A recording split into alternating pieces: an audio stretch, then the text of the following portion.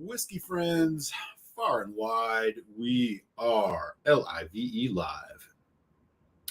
It is, guess, you're right, Tasty Tuesday. It's happy hour here on the People's Whiskey channel. Solange. I am Erik, your humble malt muser. We got ourselves a nice live stream tonight. I am beaming my signal from the malt studio somewhere in the urban jungle that is the Windy City, the second city. My hometown, Chicago, Illinois, USA. I hope everybody is doing well. I got a whiskey to uncork. We got a blind tournament to chat about. We got all sorts of stuff going on tonight. So I am happy to be here with you folks of the whiskey community. What's good? What's in your glass? Let me know what's going on. Starting my night off with Blue Peak from Stranahan's, American single malt from Colorado. Hop in the chat. Let me know what you're sipping on tonight. Before we get into the festivities that we are known for here on a Tuesday, I am going to say hello to the early birds in the chat who have joined us from all across the country and world, for that matter. Let's say hi to the folks who have ponied up. We got 10 in already, which is rad. Hello, all. First in the door, it's our good friend holding down the fort in Duluth, Minnesota. It's Mr. French. Happy Tuesday to you, sir. Solange, Paul, Montreal, Quebec, Canada. What's going on, sir? Good to have some international friends in. Great to see you, Paul, as always. Daniel H., East Texas, saying hello to folks and wishing everybody a happy Tasty Tuesday. Back at you, brother. Great to see you, man. Gerbic's in the house. He's coming from Jupiter, Florida. Great to be here on another Tasty Tuesday. Great to see you, sir. Glad you could join us. And he's got some whiskey in his glass tonight, sipping some Teeling pot still Irish-style whiskey. Okay. Not messing around. Just to the north of him, somewhere in the suburbs of Hotlanta, Georgia, IC-86. Hello, sir. Great to see you, man. Thanks for stopping in. Always good to have IC-86 in the house. Frenchie's got some La Santa from Glenmorangie in the glass. Right on, right on. Yeah, solid everyday sipper. No doubt. Great to see you, sir. He hasn't decided what he wants to start out with just yet. Just kind of getting settled down for the evening. Cool, cool. Well, time is on your side, brother. Quad Cities, Illinois, Cruzes. What's up, man? How are you doing? Rob MC, cheers all. Daniel invited me. Well, welcome, Rob. Great to have you in the house. You somewhere in Texas? I'm going to go ahead and assume so, but maybe not. Southern California, Super Bowl champion, Cohen's in the house. Greetings to Muser and the Mall Mongrels. Yeah, what up, man? Polishing your Super Bowl ring tonight? Ohio, Top D. What up, man? Good to see you, Dustin. Yeah, he sure did. I'm surprised he didn't get MVP. Played quite well. Doug H is in the house. What's up, Doug? Great to see you, man. Raise a glass to you, sir. All right. We got 9 folks in, 10 folks in. Peter White's here.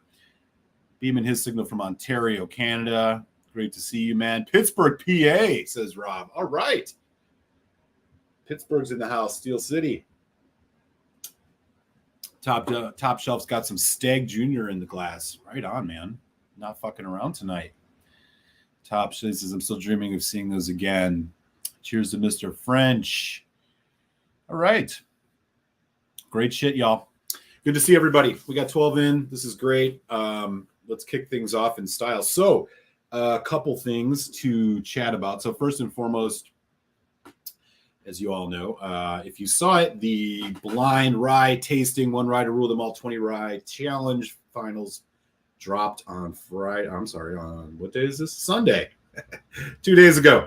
That was a lot of fun. The final 4 was the barrel 13-year-old Canadian rye cast strength, the batch 1 Alberta premium cast strength, and let's see what else was in there. Pikesville rye and Jack Daniel's single barrel red label. If you haven't had a chance to check that video out and are interested in seeing the winner, it's posted. Go take a look. it was a lot of fun. I do want to just send one more shout out to the folks who sent super chats and joined on Patreon to help expand that rye tasting into 20 different ryes. Appreciate your support for that.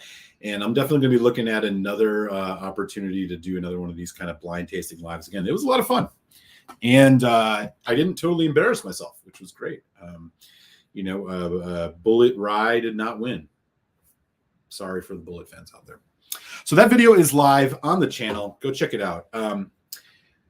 Tonight, I got an uncorking of a whiskey that I'm quite excited to open. Tonight, I'm going to be opening the Benromach Contrasts Peat Smoke Sherry Cask Matured. Benromach has been a distillery that I've chatted quite a bit about over the last year. And I've got my hands on one of this new contrast series. Well, it's new in name, but not necessarily new in its kind of setup in terms of what they're trying to present here. We'll get into all that in a second. First thing I'm going to do is I'm going to uncork this bottle. I'm going to get some of this in the glass, let it breathe a little bit, and we will chat about this whiskey. I'll give you guys a prelim rating as I try to do my best. My best to do on a brand new whiskey. It is not always easy. Nice pop. We'll get this in the fresh Glencairn. Let that bad boy sit a second, and we'll get after it. Let me just catch up here on the chat. KNL Steg Junior pick is coming soon. Really, and an ECB pick. They're doing one of the barrel picks. Man, get your hands on that. Thank you for that, IC86. Smash that like button if you've yet to, man. I would appreciate it. It goes a long way. What else is going on? Thank you for that. If you want to join on Patreon, it does get you early access to reviews, among other things. Check it. Cohen says, just bought the Stellum Black Rye Cast Strength pick from Mission because of the price. I doubt I will drink it. I don't like MGP rye. It's too much rye for me. I don't think I've even heard of that one. You guys get that stuff so damn early out there, man. Sounds nice. Cast Strength. Is it an age statement on it? I tend to notice with ryes, it's like a lot of them tend to get bottled a little younger. I don't think it really takes much away, but sometimes we'll see. Keep us posted on that one, man. Would that run you? All right. Good stuff. Okay, so we got 13 folks in. Let's get rolling. A couple things I want to say just at the beginning before we talk about this whiskey in specific. So Benromach has been a distillery that I've been tasting on for at least over a year now and have been relatively interested in, and honestly have found most of their releases to be quite good. I did do a review of their 10 along with their 10 Imperial Proof. I believe Telix and I back on our old show did a tasting of the 15 as well as the 21. Both were really solid. What we're going to look at tonight is, as I mentioned, this is the Benromach Contrasts Peat Smoke Sherry Cask Matured. So basically, Benromach, they are a Speyside distillery. And there's a couple of unique things about them. First and foremost, they're owned by Gordon MacPhail, who's an independent Scotch bottler. Secondly, they are one of the few distilleries, I believe, left that use what's called dunnage warehouses. So you got earthen floor warehouses. They only go so high with their racks for maturation. That, of course, imparts a certain type of flavor and uniqueness to their whiskey. This whiskey in particular is bottled at 46% ABV. It is, there's no age statement, but there is a vintage statement. So it's bottled 2012. I'm sorry, distilled 2012, bottled 2021. So it's 8 or 9 years old, give or take. The other thing about this, of course, that is probably interesting to folks who maybe not know a lot about Benromach, but know about Speyside whiskeys, is that this is peated. Way back in the day, Speyside whiskeys were peated. Not many anymore, but Benromach, they have a whole line of these peat smoke whiskeys. And this Contrast series, which is, again, relatively new to be called this, Contrasts. they they basically are taking different maturations and mashing it together with peated whiskey. So there's a peat smoke contrast bourbon cast. There's a peat smoke contrast. There's a new one. I don't remember what the hell it's called now. They have a triple distilled. They have this one, et cetera, et cetera. For those of you who are Benromach fans, you may think back to the cast strength peat smoke sherry that they did a couple years back. Yes, they have lowered the ABV on this. But I do want to point out something, and this is on more than one occasion, I've kind of bitched a little bit about Benromach's presentation, and that criticism has mostly fallen on the fact that they have been very, very cloak and dagger with the information they provided you up front on their whiskeys. In their old boxes, for example, they don't really tell you if it's natural color or non-chill filter, right? Or they're not really telling you what the maturation is, and they don't have age statements, or sometimes they do, but they're vintage statements. Sometimes they don't even have those. I got to give kudos, and I'm not going to say it's because of my bitching, because it most certainly wasn't. But I do want to just give credit where credit is due. Insofar as, at least in this contrast series, they do say right here, natural color and unchill filter. So props to Benromach for putting this information front and center for whiskey nerds like me and you all to see. It also, I'm just going to take a quick look at the bottle here. It does say natural color, non-chill filter on the bottle. So that's awesome. This is bottled at 46%, as I mentioned. So we are getting a good craft ABV level, in my opinion. Here's what it has to say. Benromach Peat Smoke Sherry Cask Matured has been aged in first fill sherry hogshead. So first fill sherry is really the MO. First fill is really the MO in general, Benromach. They do put everything in their first fills. Blah, blah, blah. And it also has a phenol level on it of 55 ppm. It's like Ardbeg level of the ppms. So that's cool too. They're really looks like they're providing a lot more information on their bottles. Hopefully this is a sign of things to come for a lot of other distilleries. I'm not going to put my money on it, but very cool to see that they have kind of advanced, at least in this series, providing a lot more of the information that some of y'all, including myself, will look for up front when buying a whiskey. Again, they do have dunnage warehouses, so they have earthen floors. It's going to give it a little bit more uniqueness, a little earthiness, a little mustiness. We're going to find out. I have generally been a really big fan of this distillery, particularly for their craft-ish presentation. Now they're letting you know just how craft it is, which is great. One other thing I want to mention, I have given them some flack and complained a bit about how they talk so much about how their whiskey is handmade. Well, they've pulled that back a little bit on here. They only mentioned it twice. And, yes, they don't use machines. Every part of the process is handmade. Whether that matters, I don't know. But they're definitely supplementing that with this other information. So we're looking at an 8 or 9 year whiskey. It's got a nice punch of peat. It is first fill sherry, hogshead. So, not the largest barrels, but pretty large, standard kind of maturation for a lot of sherry whiskeys. Benromach, 1898, et cetera, et cetera. I still don't love their new bottling. I do think their new labeling looks like a vodka, but their old one wasn't great either. So that's the tail of the tape here on the Benromach Contrast Sherry. This is around a $60 bottle. Let me just see if there's anything else. I do believe they only have like one wash still, one spirit still. I mean, so it's a relatively smallish operation. Let's see here. They have just 4 ingredients: barley, water, yeast, and a human touch. Cue up the Springsteen. Yeah, so it looks like they've tightened up their messaging a bit. They've went the route of sharing more, not less, about their whiskey, and this is the result. So we're looking at about an 8 or 9 year peated Space Cider. It is a natural color, and there it is. And you can just tell. I mean, it doesn't have that, it's not crystal clear. It looks a little bit foggy. Okay. Let me just do a quick scan of the chat before we get in, and let me know, have any of you had any Benromachs? Are there any that you really love? Are there any that you don't? Do you have opinions about their distillery one way or the other? Would love to see what people have to say about Benromach. Top Shelf Dustin says it's a nice bottle. I am not sure if you're talking about this or if you guys were talking about something else, but I am going to agree with you. Hopefully that it is.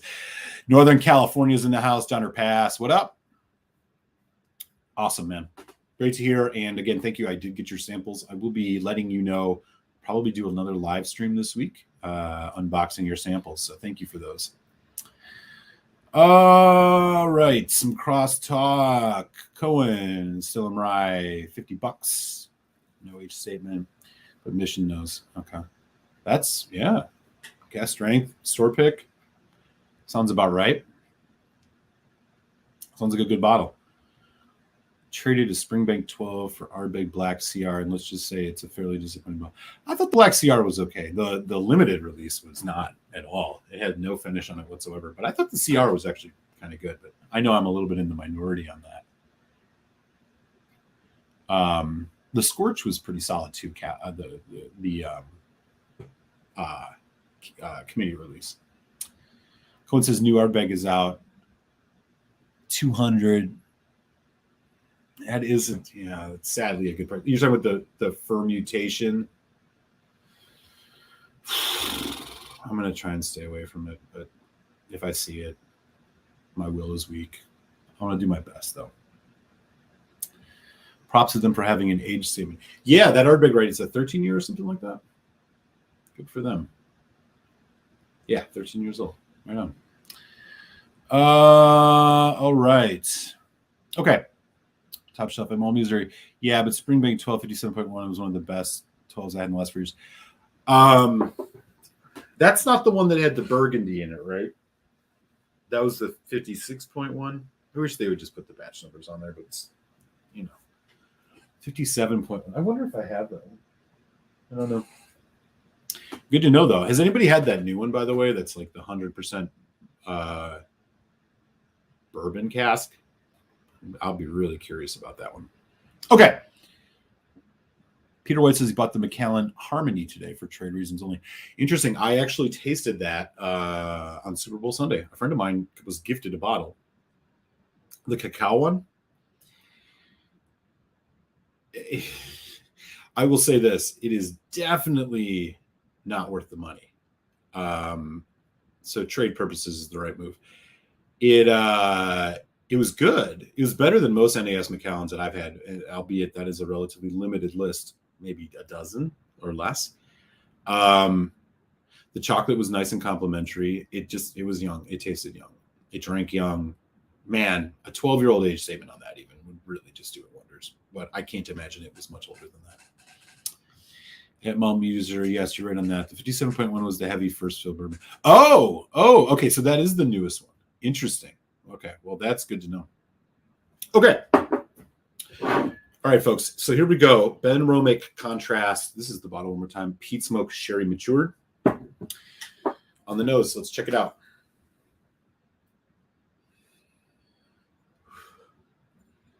Ooh.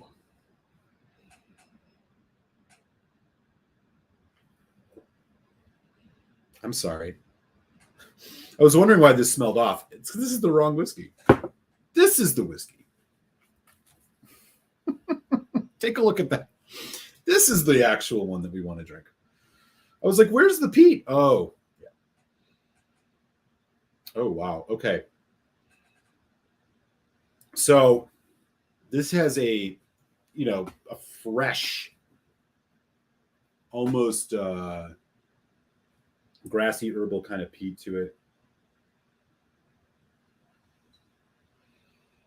That sherry is in the background. It's kind of a dirty sherry. It's got some cinnamon, but it's got some like ripe red fruit, maybe a bit more dry red fruit too. So you're getting a nice kind of dry spice, fresh fruit thing going on here. The nose reminds me, so if I was going to compare the peat, I mean, this is kind of like a Kalila. Oh man, wonderful nose though. fruit, cinnamon. There's even like hints of toffee, which is a little strange. Peat, the smoke, it's peat and smoke forward. The sherry is kind of behind it. So it's a little out of balance on the nose, but not anything to sneeze at. I love it already, I can tell you. It does have just a little bit of that earthy funk. I can't quite say much more about it because it's pretty buried beneath the bonfire that is this whiskey. We'll see if it shows up on the palate. Okay, here we go. Benromach Contrast Peat Smoke Sherry Cask Mature 2012. Sláinte, y'all. Happy Tasty Tuesday. Here we go.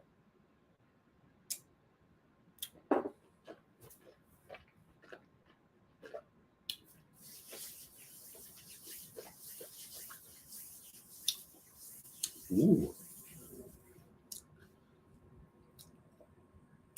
Oh. Hey. What do we got going here? Uh-huh. Yeah. I'm going to do another Nate taster quick.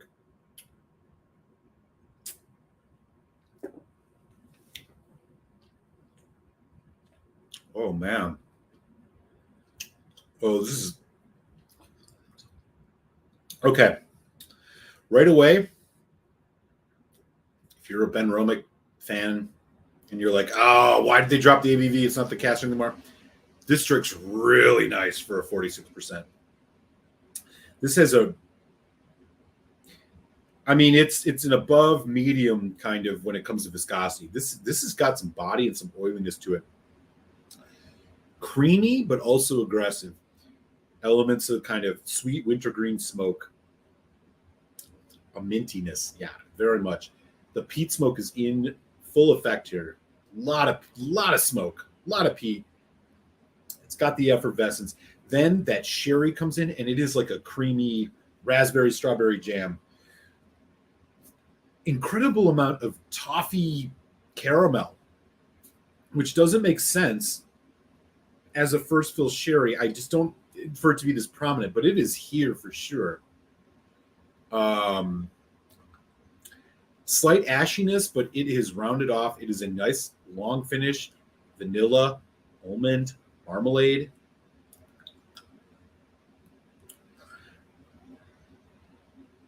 You can tell it's a little young. I mean, it is not the most prolonged development ever, but holy Christ, this is quite tasty. I am thinking about a whiskey that is similar, which is what I would call the what is it? The Kilchoman Sanag. I'm sorry, no, the Kilchoman Loch Gorm. 100% Oloroso sherry, peated, I believe also 46%, maybe a little bit higher. But about $50 more than this one, $40 more. This is every bit as good. I can tell you right now off the nose. It's a little bit more jammy and a little bit more fresh fruit. But my, this is good.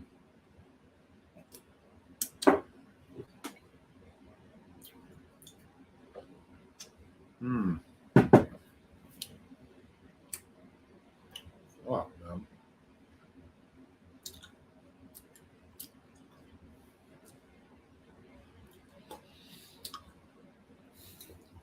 Ginger, cinnamon.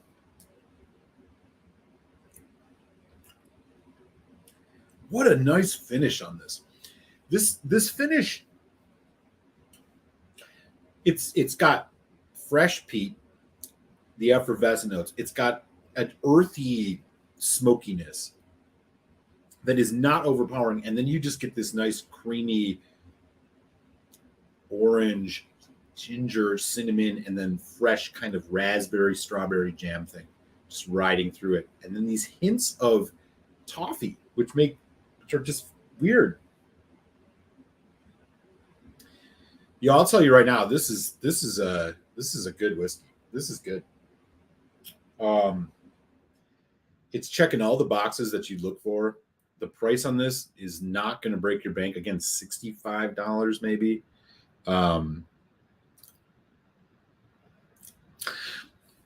Medium on the finish, medium long. Again, there's this wintergreen, almost a little bit more spearminty as it gets sweeter. This is a sweet, kind of dry, earthy whiskey. It's everything it's supposed to be from a Benromach, and they've really got the peat and sherry balance working quite well on the palate. It was a little off on the nose, but not anything to sneeze at, and a few surprises in it. This thing really kicks too. I mean, this is not. I mean, they said it's 55 ppm. That's not surprising. I mean, this thing really kicks. This is one of the peatier Benromachs I've had, but it is not taking over the show. I mean, I would love to put this up against the Lafroig 10 Cherio just as a taste off. That would be fun. What a lovely nose on this.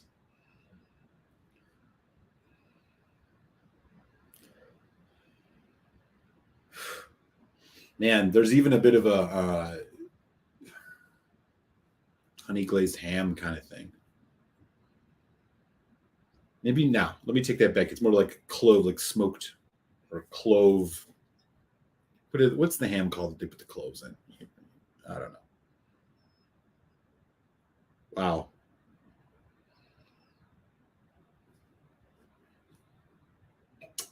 Well,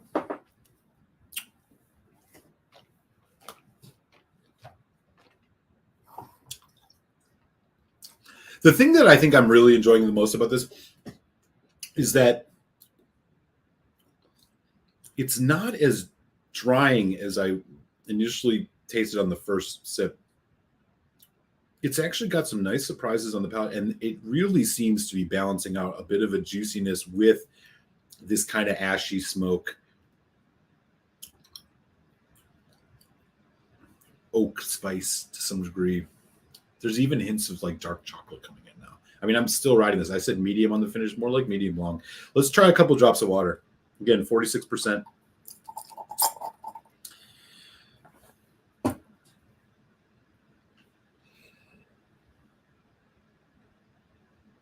See if we get some of the old Scotch mist. Man,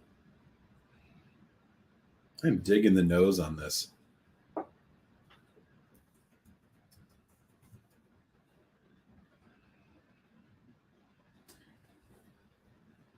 Benromach, it has a bit of a Glen Scotia quality to it. A little bit of that mustiness, that funk. I mean, it is not as prominent or as strong as like Springbank, right? I mean, I would never make that comparison. But you know, Kilkerran has a little bit of that. Bunnahabhain, although it's not in the same style as Bunnahabhain, a little bit of that funky must thing going on. It's in here, and it really just gives this whiskey another dynamic. Again, it's sweet, spicy, bordering on savory, with the sweetness being driven mostly by fruit. But then again, you get this nice, like red fruit, but you get this nice, there's orange and apple, and then you get this nice toffee note. Wow. There's something else in here. Raisin, chocolate covered raisin type thing, or like what are those? The British, they're not called raisins. They call them something with an S. They're like golden raisins or something.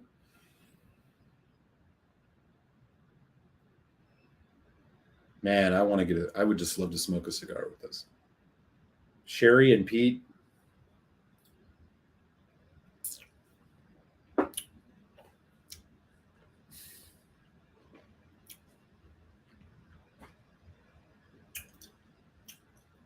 Y'all, this is legit.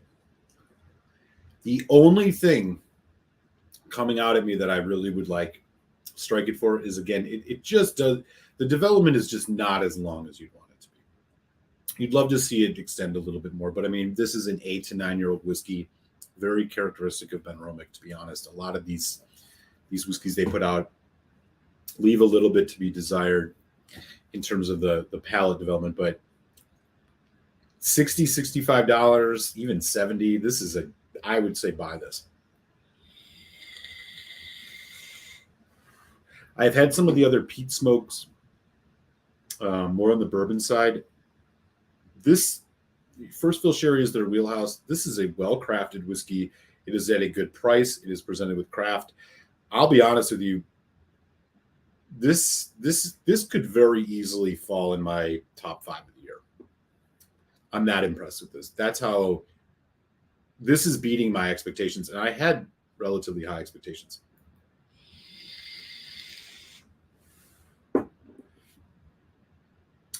Again, I would compare this to the Lochgorm from Kilchoman, but now we may be seeing Kilchoman's prices drop. They just got a huge infusion of money, something like $12 million or something. They're supposed to increase their production by upwards of 40% over the next couple of years. So maybe these Kilchoman prices are going to come down a little bit. But I'll tell you right now, this could go up against a Kilchoman Lochgorm easily. And that is, I think, my favorite of their standard releases. And I'll be honest, I think it brings a little bit more complexity. And I think that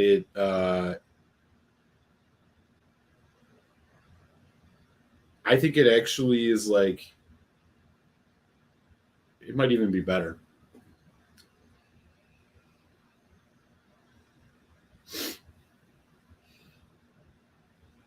I mean, 4.25 range, man, for real, for prelim score. I mean, this isn't, whatever on the scale.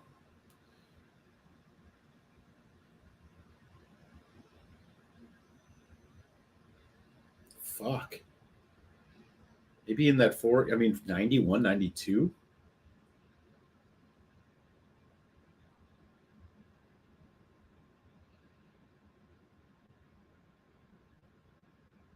This is impressive.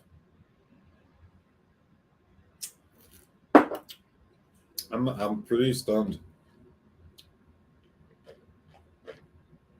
And honestly, like the maturation of it, like how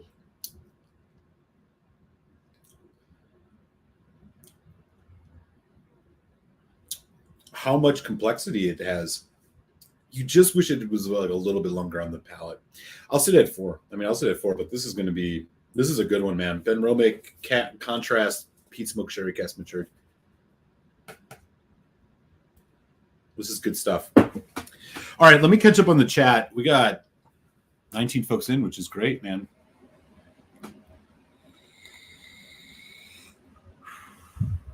Let me catch up here. Folks talking about Octave indie bottlings. Top Shelf Dustin, Octave Mortlock. Right on. That sounds good.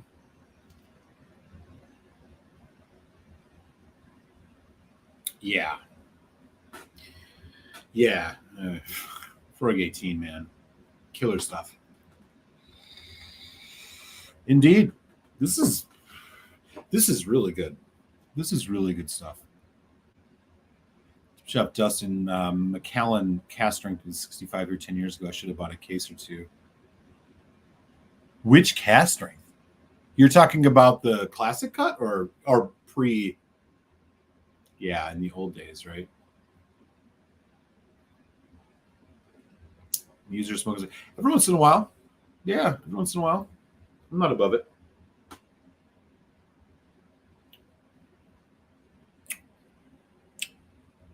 Zan's in the house. What's up, buddy? New York City? Correct me if I'm wrong.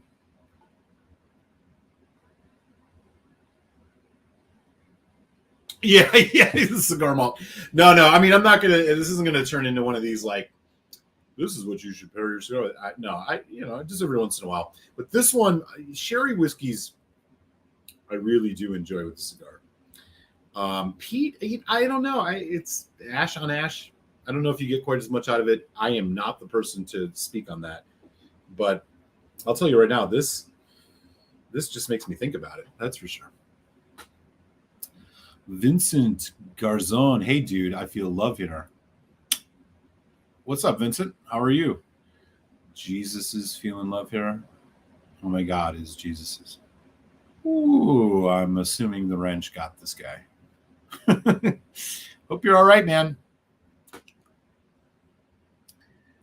Peter White says, if you have it shipped to you, Alberta is the place. They simply don't give a shit. Only non-communist province here in Canada. Bro, Jesus, we can do something. How we can get... Oh, yeah, okay, whatever. I'm going to move along. Chill, Vincent! He says you chill. Oh, I'm a 19-year-old boy. Yeah, you should definitely leave. Yeah, let's wrench him. Thank you. Appreciate you, Daniel. Truth.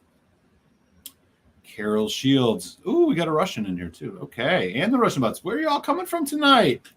What's up? It's 2 bottles of Lafroig 18 in Nova Scotia. Yeah, 135. I mean, they're like 200 on secondary now. It's only going to go up. Whiskey Jesus, that dude. There we go. Right. I got to get some curls and wear like a shawl or something. That'd be rad. Just turn this into a whole religious. We'll go People's Temple with it, man. Yeah. Cheers, Daniel. Appreciate you. I should probably get some wrenches out to some of you other folks too. I gotta just take the time to do it. Anyways, let me just come back to this again. Buy this. If you like sherry and you like peat, buy this. This is fantastic stuff. Like, really. This is a shit, man. Now that I've shattered my palate, however, I'm going to have to find something else to drink with it. I do not have a Loch Lomond, which is the one I feel like I need to have with this. I'll think about something else. In the meantime, man, there's a dark berry note to this that honestly I can't even notice that I've had before. Let me pour a little bit more. We'll go with it. Dram Dude's in the house. What up, man? Northern California, how are you? You arrived just in time to hear me saying Benromach contrast peat smoke. This is a good one. Oh, tequila. Are you back, really? How many sock puppets do you have, dude? Wrench them. Bro, stop. I'm crying like a baby. I'm just a little boy. Yeah, you should definitely consult your parents. I am sorry. Life's not fair. Yeah, I'm gonna pour a little bit more of this, but I'm thinking something to go just to do as a point of comparison. Something with peat and sherry. What should it be? I don't know. Oh, you know what? This will be a fun one to do. Is this the sherry one? No. I was thinking this Westland would be good. Fuck. Let's see. Peat, sherry, peat, sherry, peat, sherry. I don't have any of those Lafroigs left. I drank them all.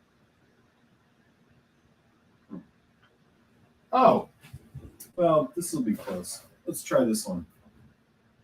This is the Port Bourbon Sherry Kilhoman USA batch. I don't know, man. You know, that's how they roll, I guess. Definitely shouldn't be here, and I have my stuff set to the adult content, so I'm sure it's not an actual child, but you know, people can lie about this stuff.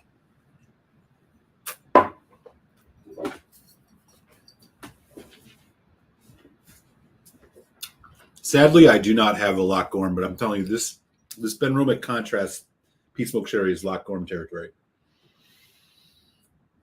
This one I could probably do, which will be approximate. This is port, bourbon, and sherry. It is a Kilhoman. It's the USA Batch 3. Just to get a little point of reference. I'm kicking myself for not having a Loch Gorm to drink with this because that would just be fantastic. I mean, this is going to be way too different, I think, but we'll give it a try.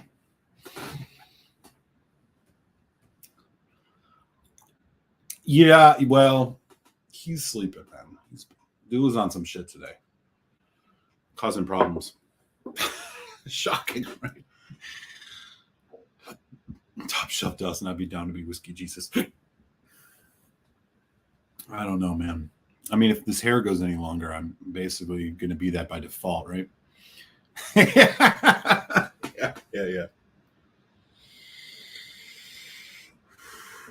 Phoenix is in the house. What up, Leo? Beaming the signal from the desert. We grow older, but don't mature. Real talk. I mean, if we mature too much, we'll get old and boring, right? Anyways, I don't know what I'm thinking here. This isn't even the right comparison, but I just wanted to more or less get a sense of that, remind myself of the Kilholm and Peat smoke, because I really do think I said this Benromach it's similar to Kalila. It also Kalila and Kilholman in terms of like the way the smokiness and the peat hits me on the nose, I find to be somewhat similar. Some folks might disagree with me on that.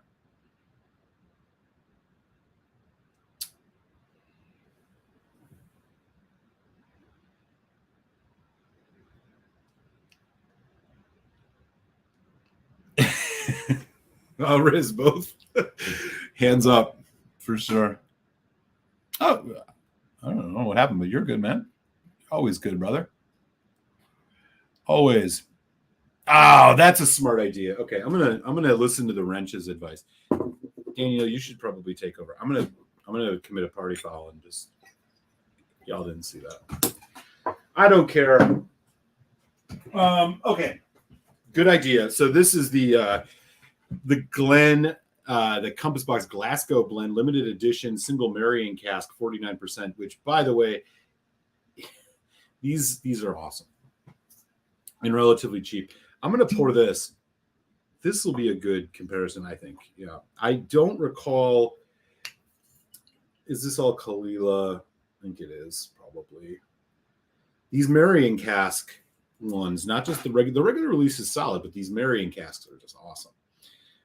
This one's bumped up to 49%. It's all ex sherry. Dirtier. Wow, those are really similar. Good call, Daniel. Fucking gold stars for Daniel all night. Give him some props, y'all. I'm gonna have to put you on the payroll, dude. Once this channel becomes something, which will be never. I'll send you an extra sample or some shit.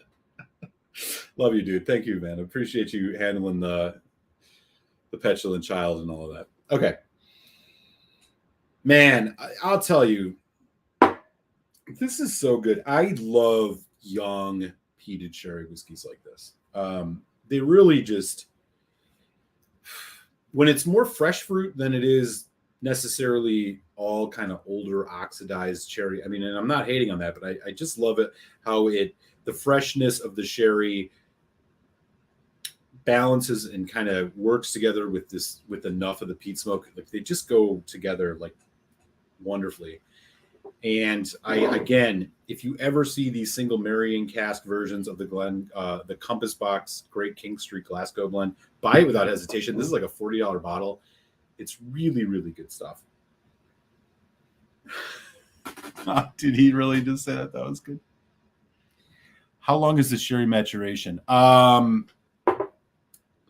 Good question. Okay, so this is an NAS. So here's the deal. Unique bottling created especially for a single Marion cask used to mature whiskey after initial blending has taken place. And my understanding is that was all sherry. So it was married January 29th, 2019, bottled October 7th, 2019. I think this was all sherry. And they just, there was like a bunch of them and they just, this is instead of just a full blend, they're taking a couple from, a couple different barrels in a Marion cask. It's the best I can tell you. I think that's the case. They don't tell you completely. It says the specific Marion cask used to mature this in the fountain of the bottle. I mean, it's a kind of an interesting approach, right? I mean, it's like small batching to some degree, I suppose. So it's 9 months in the Marion cask. It is non-chill, natural color. 49% of the ABV is bumped up, but My understanding is that the original bottling, anyways, is all sherry. So this is just like a small batch version of that the ABV is a little higher on. These are a steal. I mean, $35-$40. Total steal.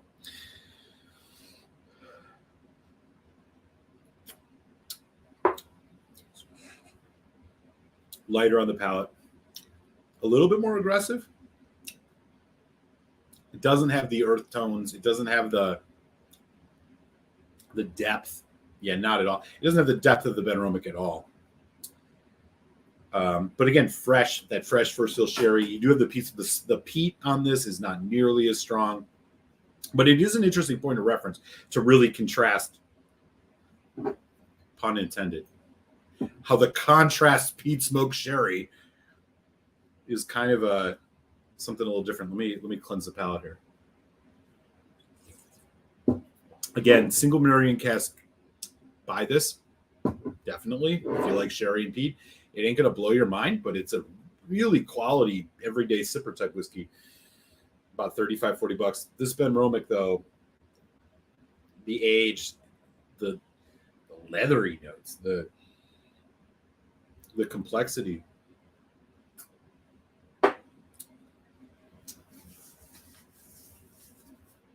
Yeah, this hits that 4 out of 5 mark for me for sure, man.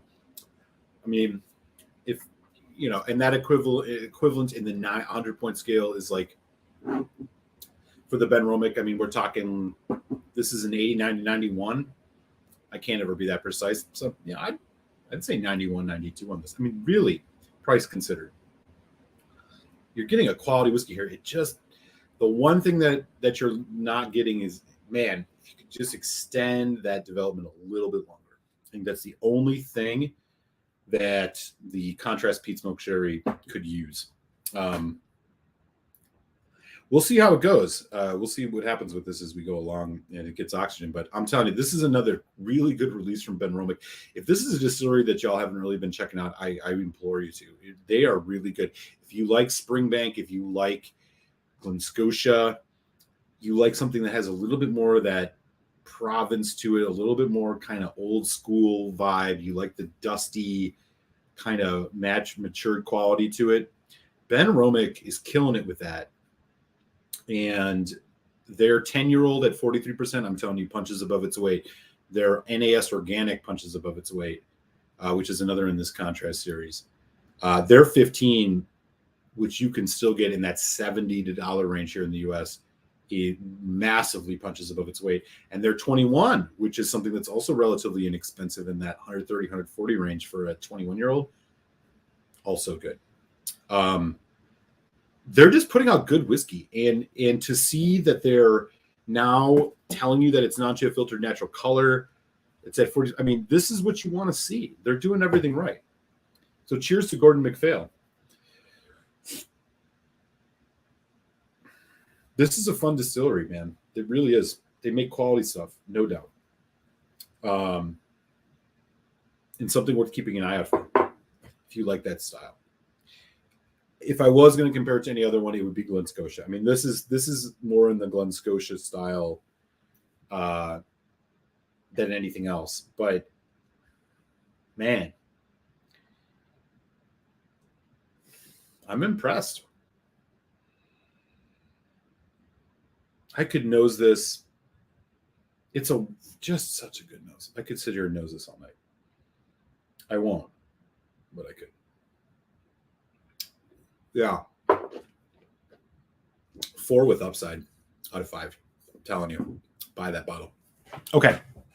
Let me catch up on the chat. All right. Where were we at? We got 17 folks in, which is rad. What's up, y'all? Happy Tasty Tuesday. Oh, I should actually share this. So some folks brought up last week and have brought up a few times, like, what's up with Telex? How's Telex doing? Where's Telex at?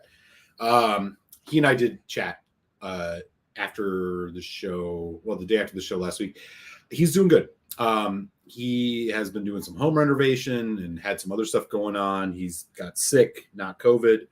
So he's just been taking it easy. He said he's not quite ready to start doing lives again, but he's not out of the game completely. So you may see a live stream from our comrade Telex, the Whiskey Tech, at some point in time soon. But other than that, he's been doing fine. Just concentrating on some stuff at the homestead. So just wanted to make sure I shared that with y'all.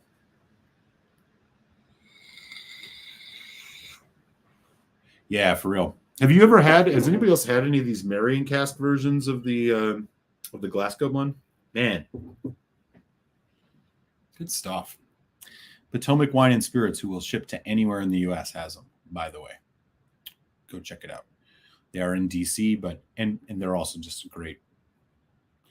They got some good bottles there at some good prices. PotomacWines.com. Check it out. How long is this sherry maturation? Yeah, it was I think it's 9 or 10 months ish in the Marion cask. Yeah.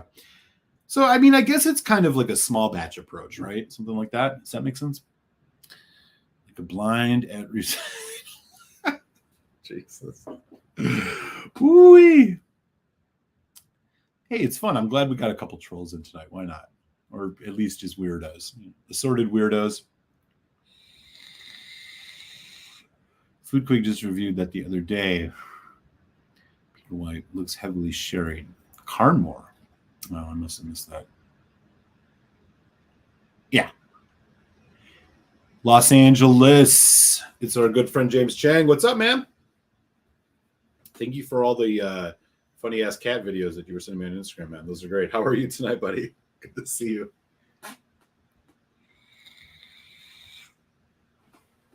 Yes. That'll probably be true. Let me know what you think of it. Is it one of the Marion casks or is it just like a pick? It probably is because mine is from. It was selected by Prestige L'Etoile, but this was bought at Potomac Wines. One of my go-to spots. Check it. At Malt Muser. That 10 months is the difference from the regular bottling. I have the non-peated one pick with 16 months aging. Let me tell you, that was awesome. Yeah, dude, for real. Oh, so you had the what is that one called? It's the King Street blend. It's not the Glasgow blend. It's the. I know what you're talking about. The bourbon one. Solid stuff, man. I mean, for an everyday drinker, the prices are really good. They're 30 some bucks. I can't remember what the bourbon one was called off the top of my head. But yeah, I really enjoyed both of them. There's a third one too called like the New York Street, or like New York something, but I can never find it. All right. Folks chatting it up, saying hi to each other. Good stuff. Top shelf. I got to try the 21 all sherry non-peated. Proof sucked, but it showed a lot of quality. I think they're a distillery to watch out for. Yeah, I actually have that one. I agree. The 43% was a little bit of a bummer. It was like, why not just jack that up a little bit? But yeah, really quality stuff. I mean, it hallmarks their profile really well, I thought. Yeah, I agree with you completely. Hey, James Chang, did you buy the Spey Malt K&L Macallan store pick? Of course, K&L's got store pick Macallans, right? Michael Basley's in the house. What up, man? Good to see you, brother. We are doing well. Great to see you, man. Always good to have Michael in the house. Tram Dude said, I was just wondering that. Just to give folks a heads up, this Friday, the review dropping is going to be Glenfarclas 21 Whiskey Exchange Edition. So it was like 54% ABV, so it's not the 21 you find in your local grocer. So that review will drop Friday. Patreons, you'll get that in your email box relatively soon, if not tonight, tomorrow morning. And I just want to give everybody a reminder too. So I did wrap up the One Rye to Rule Them All 20 Blind Rye Challenge. That is in your, or that is posted on the channel. Patrons, you probably got emails for that. If you haven't saw it yet, check it out. Real interesting winner. Next week we can delve more into the winner. I don't want to spoil it for anybody who hasn't seen it. I need your clicks, y'all. I kid. You know I don't give a shit. But do check it out.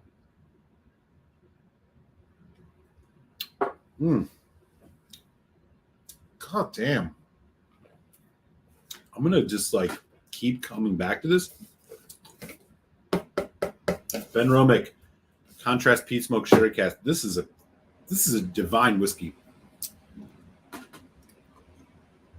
God, you just wish that development was a little longer, but still, it's doing so well at everything else. I'm into it. Good stuff. 4 out of 5 easily. I could see this bumping up. I'll do a full review of it eventually. But I'm glad I got to crack this open and share it with y'all. Next week, by the way, on the show, on the live show, I got something really, really special.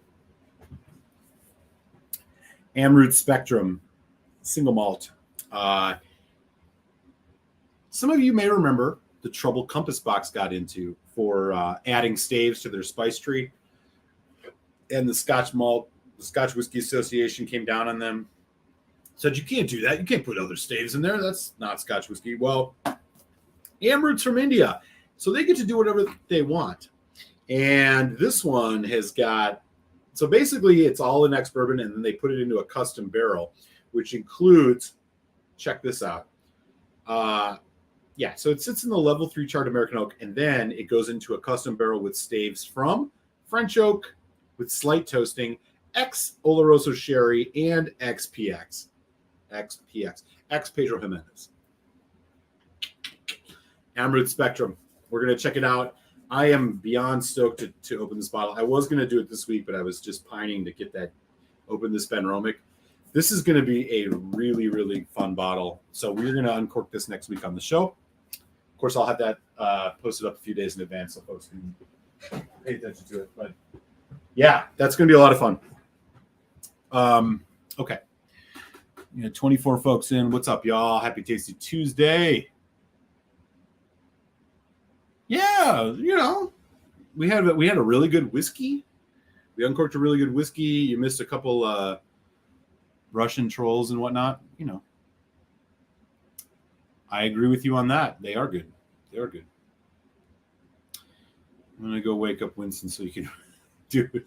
What was it last week? He was just causing all sorts of trouble. Yeah, I don't know, man. This is a weird time for him to be sleeping, but he's a cat. As you all know, if you own one, they do what they want. I'm just staff, God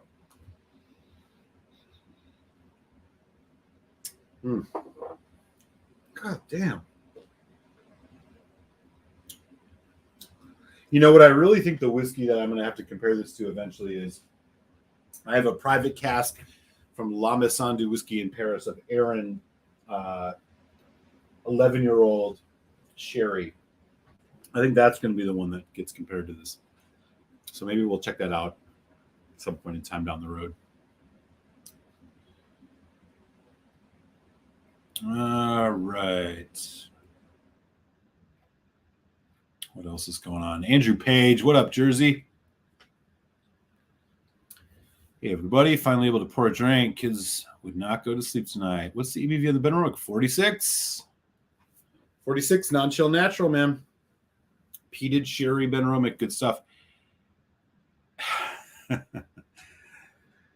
Man, it probably is. Maybe we should do that. My palate has been a little bit charred, but have you revisited it? What's happened with it for you? I think we chatted once about this about a year. So just to hit the way back machine, about a year ago, if not maybe a little longer, Dram Dude and I did a live where we uncorked and tasted a Deanston 28-year-old 1991 vintage Muscat finish here live on the show. And kudos again, if you are not familiar with Dram Dude and you like looking at whiskey on Instagram, give that man a sub. Follow him, I should say. He's got really good photographic talent as well as good taste in whiskey. So do check that out. We were both incredibly unimpressed, even though I think we plotted and schemed, and it was like a $500 bottle in the US, and we found it for substantially less overseas, but it did not really quite deliver in any way that we thought was respectable for what it had presented itself as. Maybe we'll check that out. See what's happened with it. I've not drank it for obvious reasons. Again, Andrew Page, what's up, man? It's great to see you, buddy. Page is in the house, beaming his signal from New Jersey. Good to see you. Peter White's a big fan of the Spectrum. That's awesome, man. Yeah, I'm really stoked to try it. Top Shelf Dustin says, don't get too excited on that. I might have a sample coming my way from someone who never sells it if you like something. I think I might know who you're talking about. Does his last name or does his first name start with S and last name end with Connor? Oh, wait. No, let me rephrase it. Does his first name Steve and his last name ends with C? Because I saw a certain somebody flipping some of those bottles. I did not buy one from him. But we had a chat about it. I'm wondering if that's the person.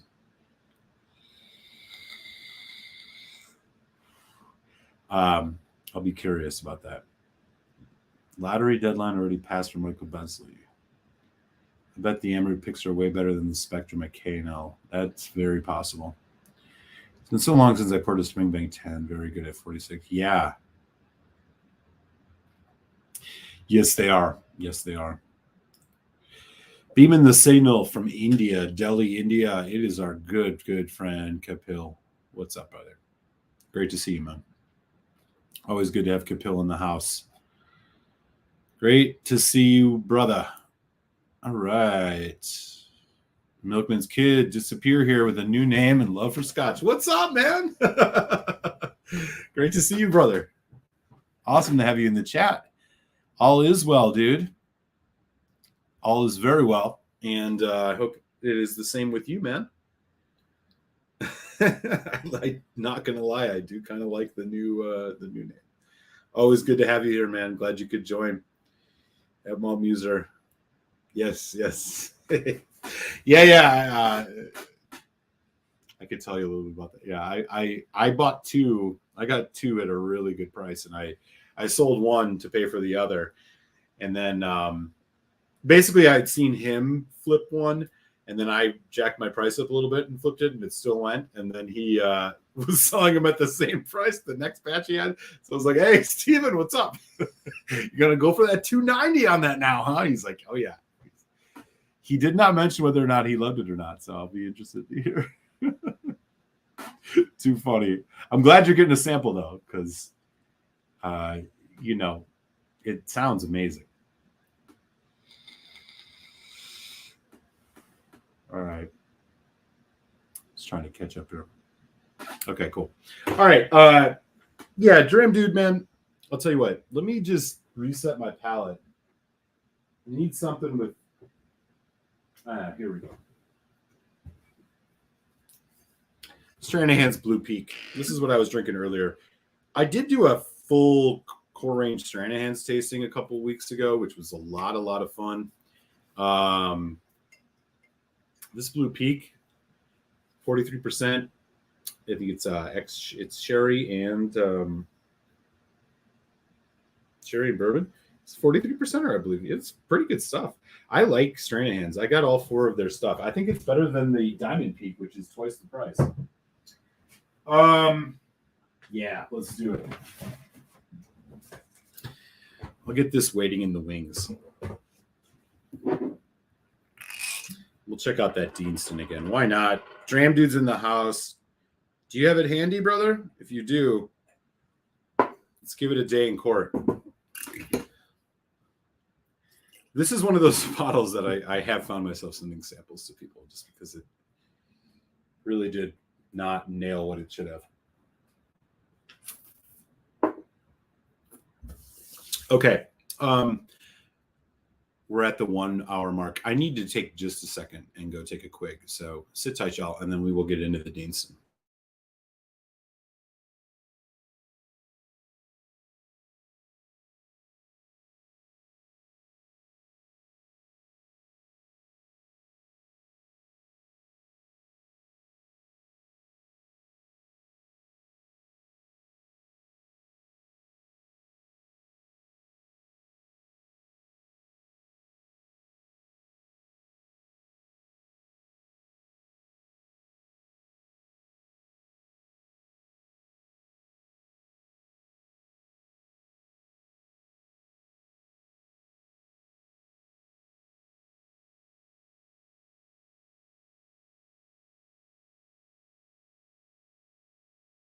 Sorry, you guys don't get to see me do the quick shuffle. But you know how it goes. Okay. Let me just do a little bit of this blue peak to try and reset my palate slightly.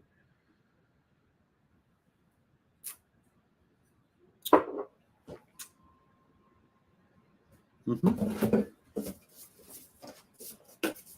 Yeah, I'm into it.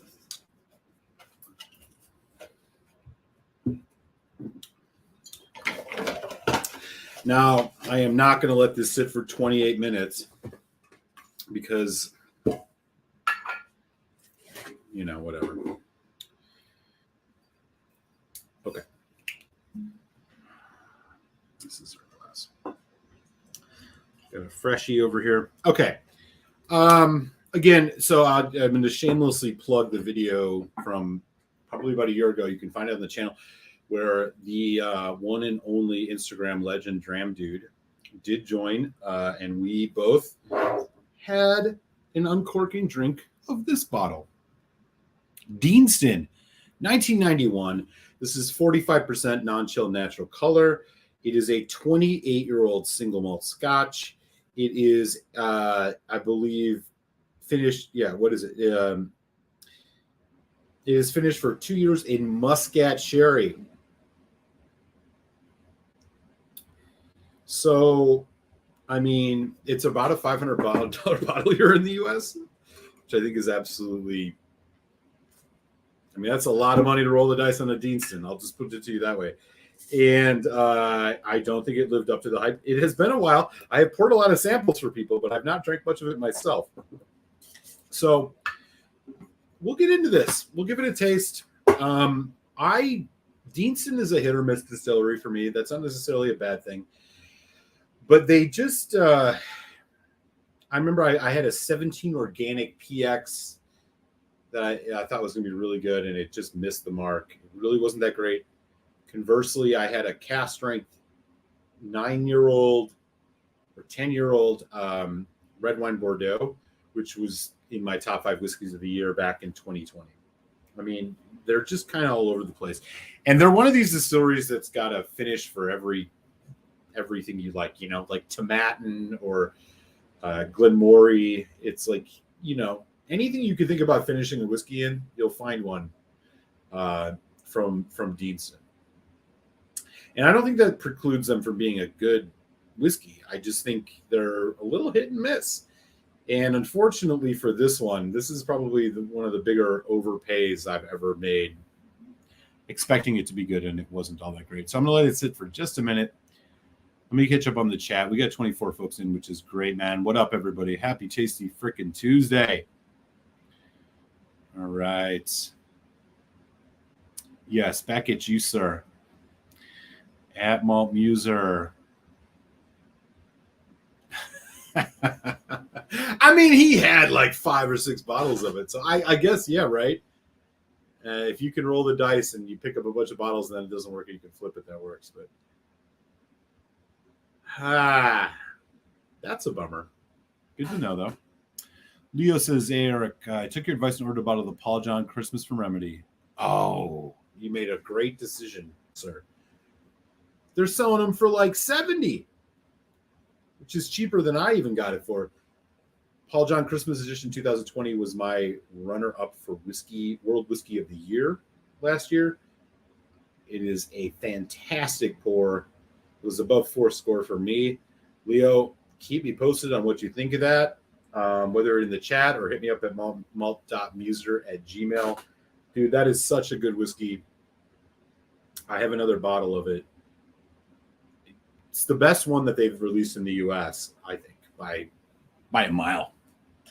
Enjoy that. That virgin oak really just seals the deal on that one. Kapil, if you're in the house, you probably know what's up with that one, too.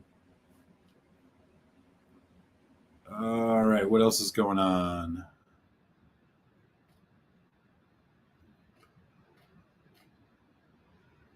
He's got a bit. Oh, okay. Do it.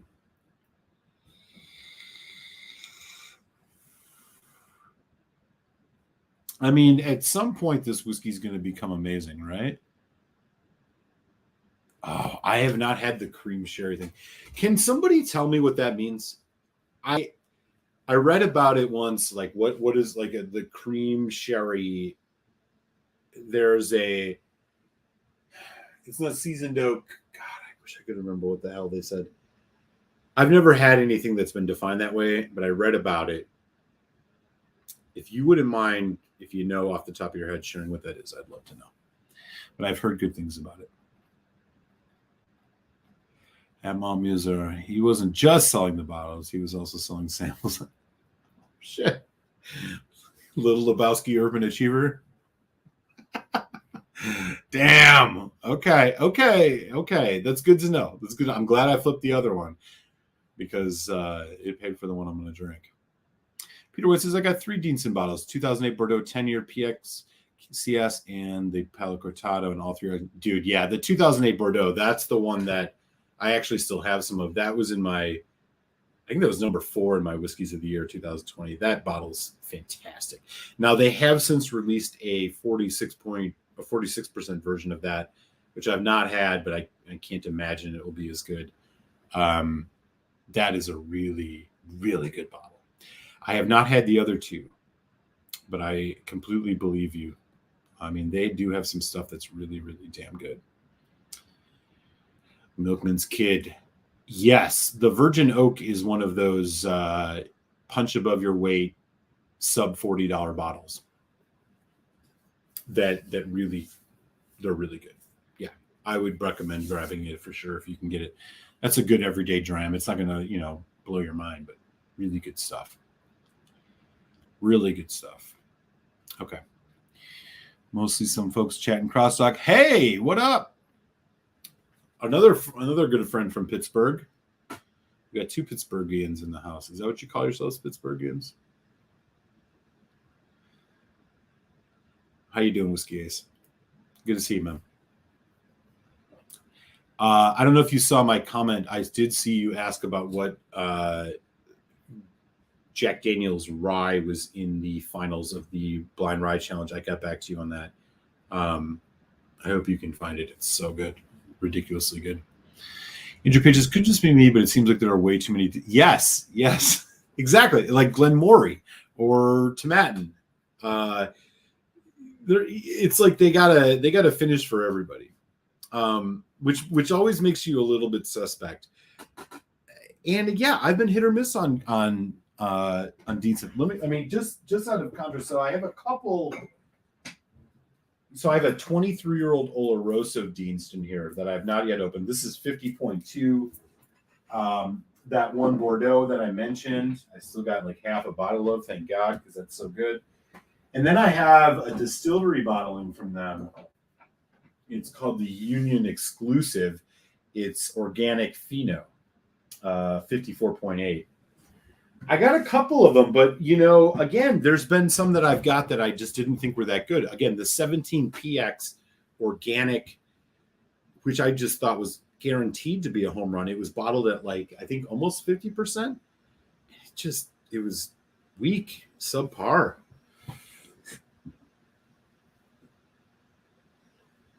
So, it was kind of a bummer. But I agree with you on that. Yeah, they seem to have something for everybody. In a nutshell, cream sherry is a mix of PX and Oloroso as far as Scotch goes. I don't know if there's any sherry mixed in the Scotch season. Okay. Scotch changes cast. Okay. Yeah, I gotta get my hands on that one at some point. Cream sherry is Oloroso and PX, I think. Okay. There's another isn't Muscat PX Oloroso or Muscatel PX Oloroso? There's another. God, man, I'm forgetting now. I think you're right that it's the blend, because those are 2 separate grapes. I mean, Pedro Jimenez and Oloroso are definitely 2 separate grapes. I mean, they don't come from the same thing. But there's another one. There's another fusion of PX and Oloroso, I think, that's outside of that. I just can't remember the name of it off the top of my head. Dram Dude said, I believe he's correct. Okay. Oloroso. Yeah. Okay. I think we can roll with that. Good stuff. Yeah, man, the peeps always come through. I learn as much from y'all as you'll ever learn from me, probably more from y'all. So that's what makes this so fun. Okay, let's do this. All right, so here we go. It's been a while. Deanston, 28 years old, 1991 vintage, 45% non-chill filtered natural color, muscat finish. It is a 2 years in muscat casks. And I believe the rest of it's probably ex-bourbon, so on and so forth. This was an incredibly underwhelming bottle. Dram Dude and I drank it live. You can find that video back in the Wayback Machine on the channel. I do encourage you to check it out. And again, I do want to just mention off the top of my head, you should, if you're on Instagram, do check out Dram Dude. He's got some fantastic Instagram stuff about whiskey. So here we go. All right. That's the color. It's beautiful. Let's not even pretend otherwise.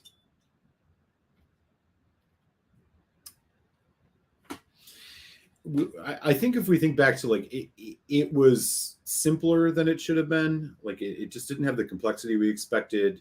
It was kind of overly sweet, which I guess you'd expect from Muscat. But anyways, 28-year-old Deanston. Here we go.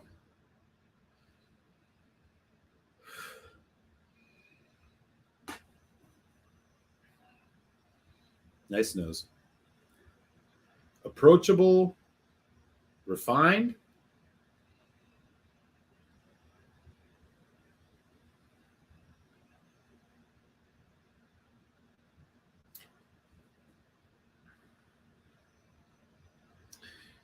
Vanilla. Definitely. There's vanilla on this. If you like vanilla, there's vanilla for sure. And it's like more in the French vanilla. It's creamy vanilla. You have some nice slight, again, this is a 28-year-old whiskey. These things are going to come through a little bit on the simpler side, or the more subtle side, I should say. There's a nice backbone of kind of gingerbread, not ginger, pickled ginger, but gingerbread. There's a little bit of that. Cinnamon, yes. The fruit notes are all over the board. I'm getting slight pear. I'm getting some deeper, like, it does seem like it's gotten a little, seems like it's got some heft to it. Everything is subtle, but it does seem like it's got something to it.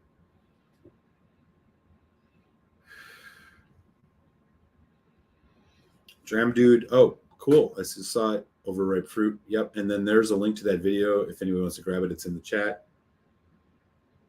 And Dram Dude's Insta. Cheers, brother. There is just a nice cherry, like, this is much more on the sweet fruit and delicate side of the spectrum. You are getting a little bit of oak spice, which is coming through for me in a cinnamon type, maybe nutmeg. Okay.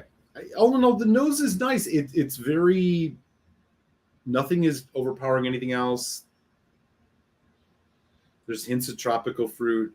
There's strawberry. I mean, again, it's on the sweet fruit side of things and delicate. Okay, here we go. 28-year-old Deanston.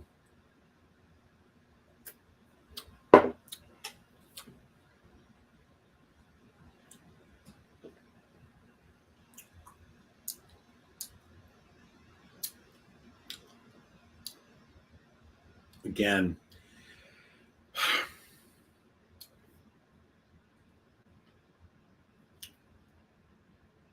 this is just drinks too fucking young, man.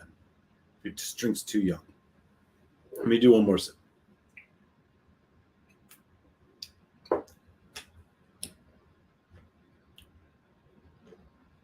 Nice arrival. It's a very Highland Park, like older Highland Park arrival. Delicate, lighter body. You get a nice chocolate, cinnamon, light cinnamon, caramel thing on the palate. The fruit notes are there. It seems like it drops off a little early. Yeah.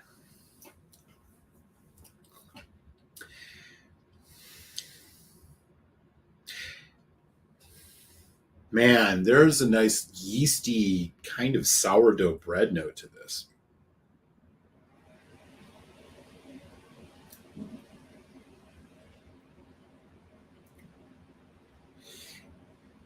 I feel like the sweetness has taken a little bit of a step back, but it's not been replaced with anything all that interesting.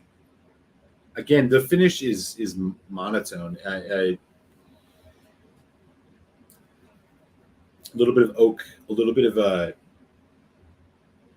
kind of dark Christmas spice, generic Christmas spice. It has a bit of a creaminess to it, but not all that much more.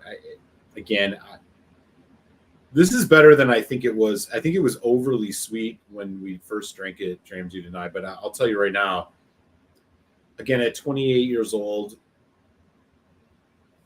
even at 45%, this finish is just, yeah, like sourdough bread, man. I wonder if Dramdude's good. I gotta look at the chat. This is still disappointing anyway you cut it, in my opinion. It just, it's just missing a, it's missing like a core essence. It just, a lot of it tastes like the echo of something else. It's missing the mark. The nose is the best part of this whiskey, which is sad.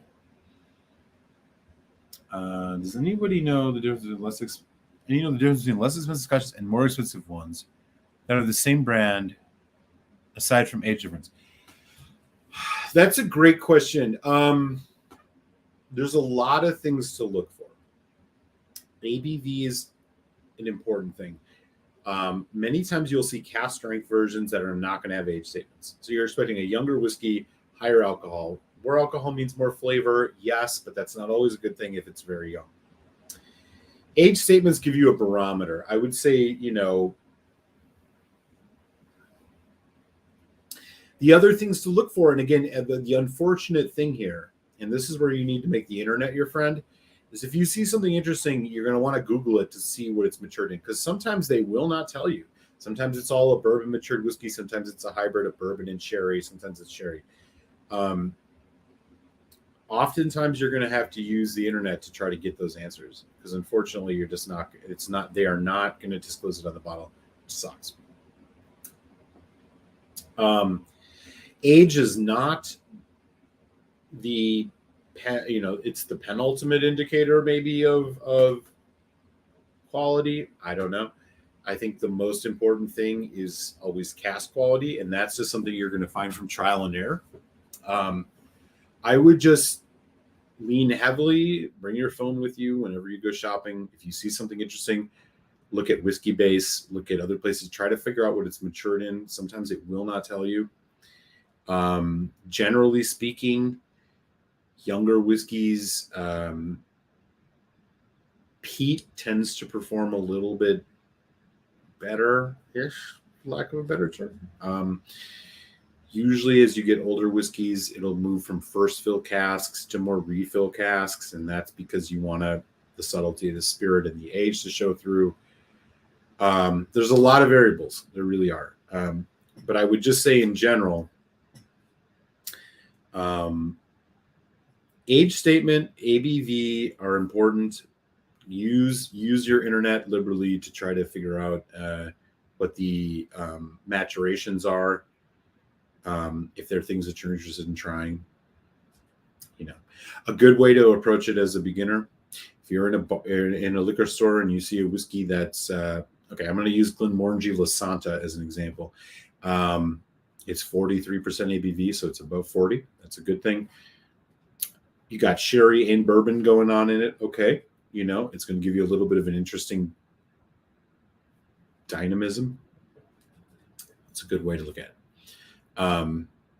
But a lot of this will just be gained through experience, and do your best again to be a smart shopper, to use the internet to try to, once you find something you think you like, start looking for other things in that wheelhouse, and see what you can do. But that's like the best I can tell you. It's not easy, especially with Scotch, because they don't have to disclose that much. You don't need to necessarily at this point, if you're just starting to worry about chill filtration and natural color, that you'll get into that eventually. Don't overpay. Okay. Dalmore, classic example. Dalmore is a classic example of a whiskey that you'll overpay for. So you're going to walk into every liquor store you're going to walk into, and you're going to look for a sherry whiskey, and you're going to see Dalmore 12. It's going to be $75. You're going to say 12-year-old age statement, but then you're going to look at that ABV, and you're going to say it's 40%. And you're going to be like, that should be the first red flag. 40% whiskeys that are too expensive, just avoid it for now. Just avoid it for now. Look for things that are 43%. You can find things that are equivalent. It's tough.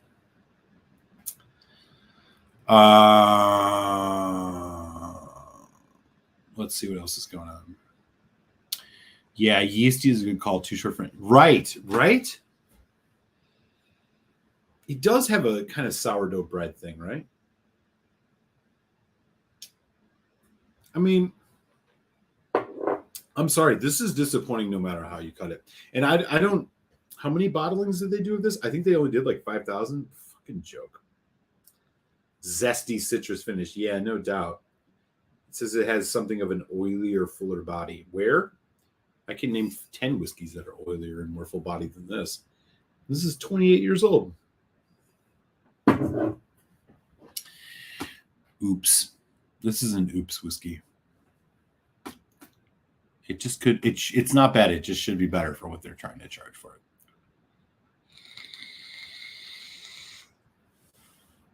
Folks doing some cross-jacked.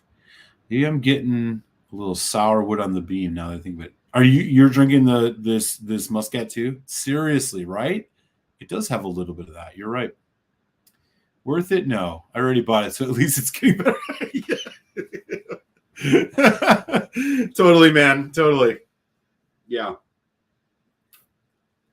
It is getting better, but Jesus Christ. I mean, think about well, we don't need to go down the road of lamenting, but it's like, fuck, I could have bought a black art for this price.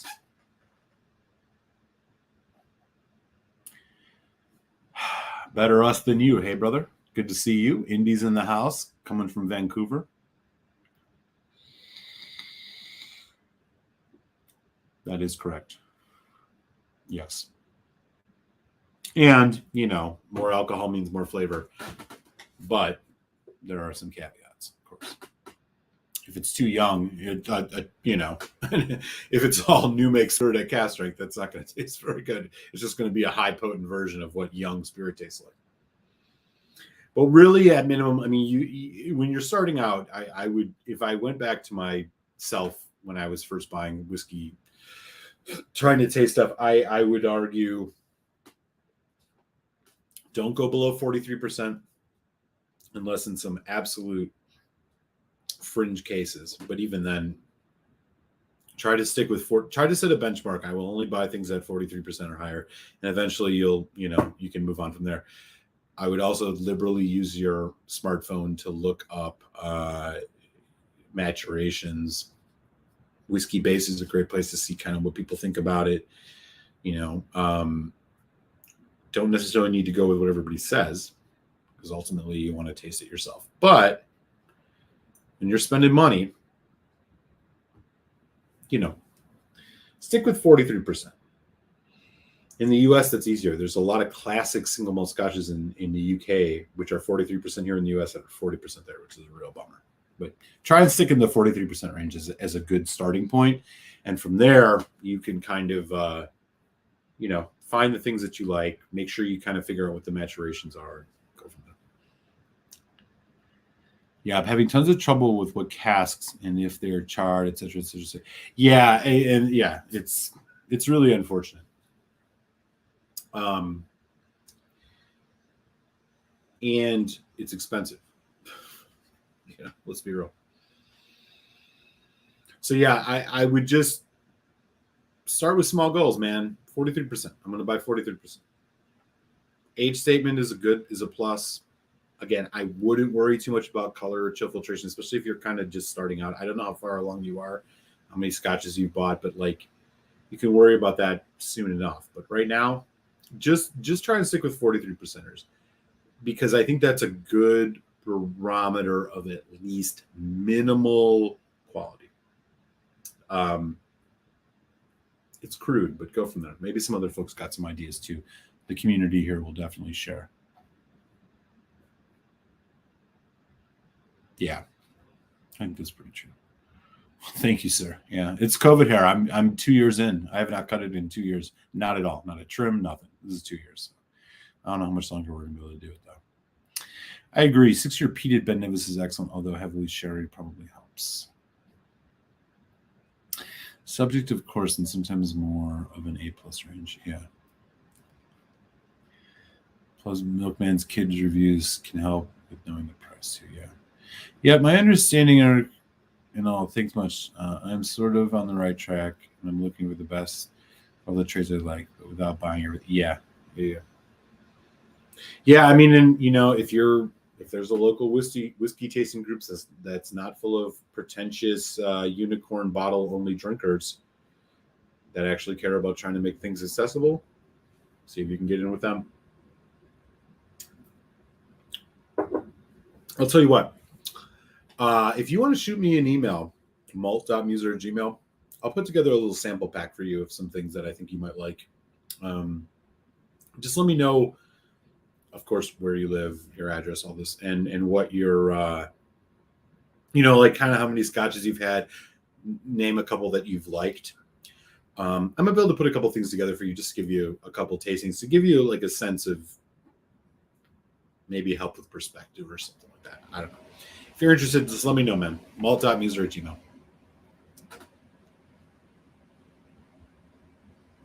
Yeah, it is. It is. Agreed. Totally. Yeah, that's been my experience. You can't win them all ever, but yeah, it's just this is an especially egregious one. I had seen this. This was one of those moments where I saw a whiskey that was like, oh man, 28-year-old Deanston, and then it was way too expensive in the US. I found it overseas. I think Dram Dude and I bought it from the same place. It's like, fucking hey, this has got to be good. 28 years old. I'll tell you right now, it drinks less than this. This is underwhelming. It just is. It sucks. But hey, better us than you. Yeah, for sure. Currently, roughly 30% 15-year-old Deanston refill hogs have inside my Compass Box Flaming Heart. Yeah, Virgin Oak is good. That's good. Top Shelf does.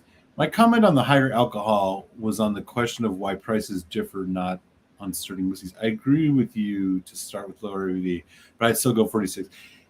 Yeah, I mean that's fair. I guess I just feel like there's a lot in the 43% range in the US that it would be a shame to overlook early in a journey, and I'm thinking specifically of like Morangy, Quinta Rubin, or La Santa. Like, yeah, they're not the most complex whiskeys in the world, but I mean, those are good benchmarks whiskeys, right? I mean, Lafroig 10, Kilchoman 12 or Kalila 12. I don't know. I hear what you're saying. I mean, I take that point. I think it's an interesting thing though, is to get the perspective of what the difference between 40 and 46 or 43 and 46 is, which sounds small, I think, to all of us. And but we also know how significant that is. So I take your point. Yeah, I feel like there's just, I mean, Highland Park 12 is 43%. I would never want to deny myself in my first year of like really trying scotches a Highland Park 12. I mean, that's just, Highland Park 18 even, right? Once you get to that point. So, yeah, I mean, I agree with you on principle. I don't know. It would be hard for me to X out a lot of 43%ers on that, but generally speaking, yeah, when you get kind of past it and you're starting to understand what you like and you're going to buy stuff, I would totally agree with you, Dustin. So minor disagreement, but yeah, I'm with you. Yeah, smart. Yeah. Yeah. I mean, 46 better, right? I mean, like, let me be clear. If you find something at 46%, by all means. Or if you find something at 45% like this Deanson for $500, run. And it ain't because it's 45%. It's just because it's just kind of crap for what it should be. God, what a disappointing whiskey.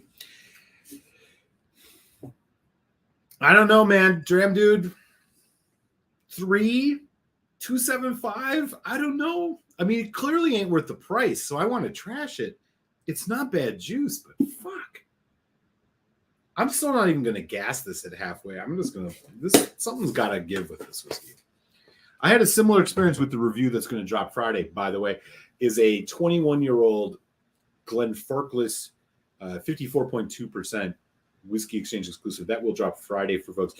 Classic example of a whiskey that I overpaid for that I thought, okay, if there's a Glenfarclas that I can get, this is going to deliver. And similar to this, it didn't until the very end of the bottle.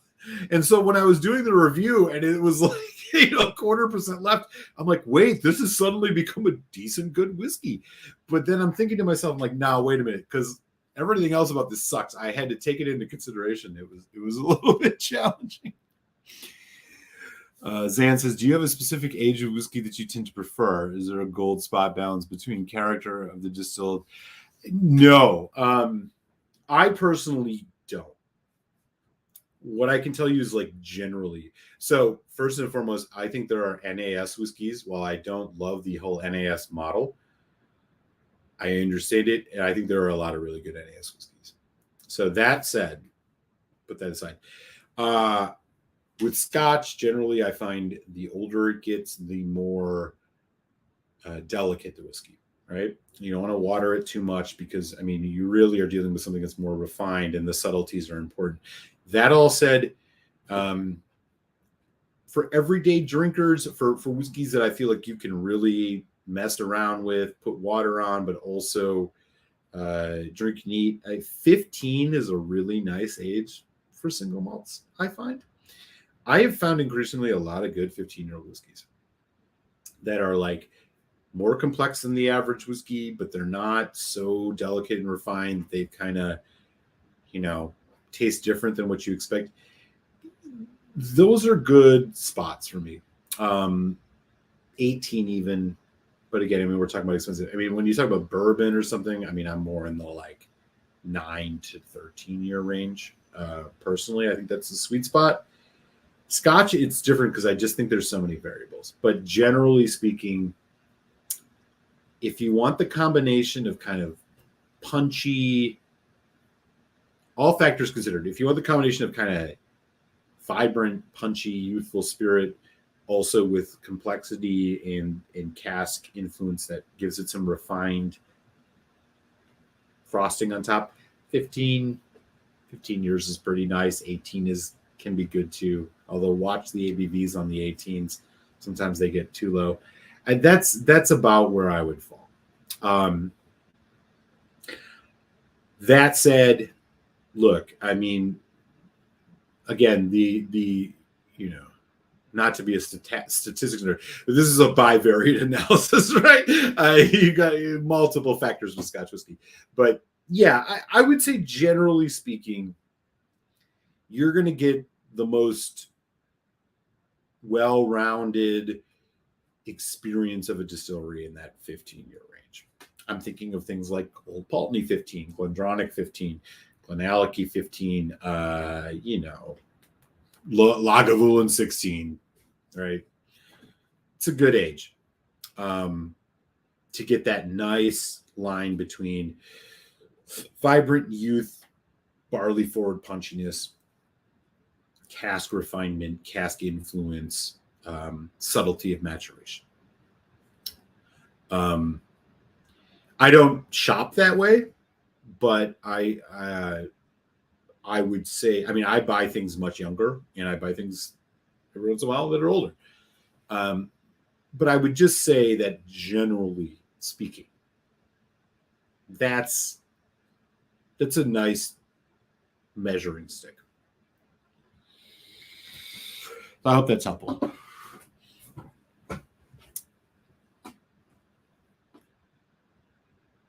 Hell yes. I love naked gross. Yeah. No. Don't even bother.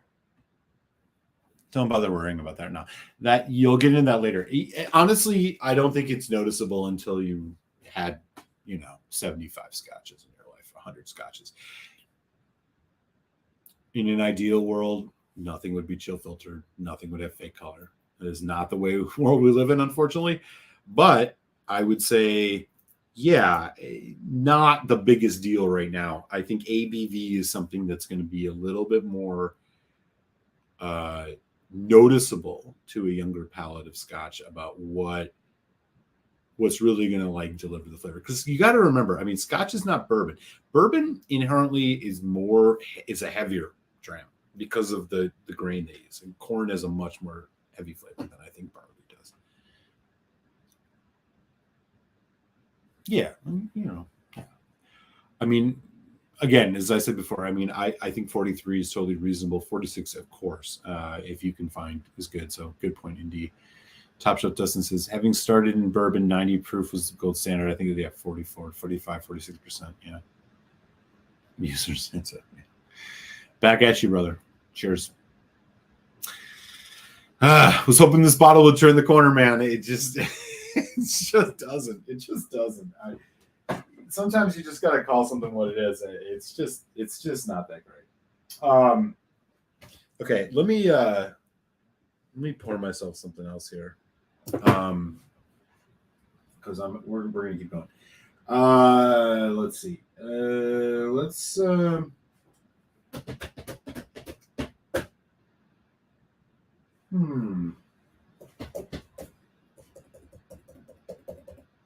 This is a good problem to have, but also I'm going to go back to my whiskey of the year. I'm feeling Sheraton. This was my whiskey of the year. This is my 2021 whiskey of the year, and I still stand by it because it's fan-freaking-tastic. Tamdu, batch strength number 5, full sherry bomb. It is not age statement. Yes, I know. It is 59.8% ABV. This whiskey is amazing. It is under $100. I would buy without hesitation. Obviously, I have a backup. Yes, I would buy any version of this. This is a really great whiskey. So I'm going to do this. Let's have a bit of this and let me catch up in the chat. We still got 22 folks in. Hey, man, cheers, everybody. Happy Tasty Tuesday. And it's great to see everybody hanging out, having a good time. Drop in the chat if you're sipping on anything tonight that you want to share. If you are new to the channel and you feel like at least just sharing your state or your city, let me know. I do my best to remember where folks are who are regulars in the chat. And so I love to give shout outs to everybody. I am in Chicago, Illinois, if you didn't know that. ML Muser. Have you talked about your rye series yet? Really interesting. You seem surprised by the winner. Yeah. Yes, I mentioned a little bit in the beginning. Yeah, the finals are in the are posted. I was surprised, mostly because of the experience I had with a different batch of it. But I was surprised by that. I was definitely surprised by how strong the Jack Daniel's showed up. If you would have asked me in the beginning, I would have said the barrel Canadian 13-year-old cast strength would have won. That ended up third. So it showed up, but I would have thought that's what it would have been. Yeah, I was really surprised by the Jack Daniel's, and that was a lot of fun. So yeah, it was a lot of fun. I'm going to do it again and again. Shout out to everybody who chipped in with Patreon and super chats to just help expand that, because we had remember I presented the 16 that I was going to do, and folks were like, dude, but what about these? I was like, oh shit, you're right. We have to figure out how to cut it off at some point, but we had to figure out a way to make it as inclusive of most of the good ryes as possible. I thought I did a pretty good job with it. it was not easy to choose the rise, but I do want to shout out folks who helped take part in that. It was a lot of fun, and I think I'm going to try and do it again. Honestly, I don't know if it'll be a sherry thing. I remember who I was talking to, Dustin. I think it was. It was like if I do a sherry, the brackets would be like 3 sherries because it's really just going to torture your palate. But it sounds like a lot of fun. But yeah. Cheers, Andrew. Head Milkman's kid says, I like the love for sherry oak. It's favorite 15. Especially kill home and Lockgorn. Yeah. Okay. Yeah, I mean, speaking of keep your eyes out for this one. Benromach Contrast Peat Smoke, which is the sherry peat smoke, which we opened tonight. Fucking awesome. Killer whiskey. Yeah, totally agree with you on that, Ace. And 43, 46 is smart. I'm super.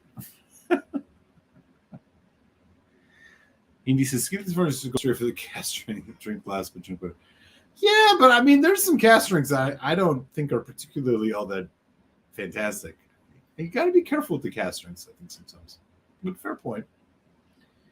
There's good stuff at 43. I'd say 43 to 48 is where you want to start. Yeah, absolutely. Yep. Yeah. What Dustin said, put a big highlight through that. Big fucking highlight through that. Totally agree. 25 years old is the ideal whiskey and Scotch bourbon. Hard to say. At least so. Fair. But I'll tell you right now. Forget everything I just told. We've been telling you for a second. If you find the Tamdu cast strength NAS, buy it. It's so good. Aaron Hardiman's in the house. What up, Aaron? Yeah, that's about where I'm at. I feel like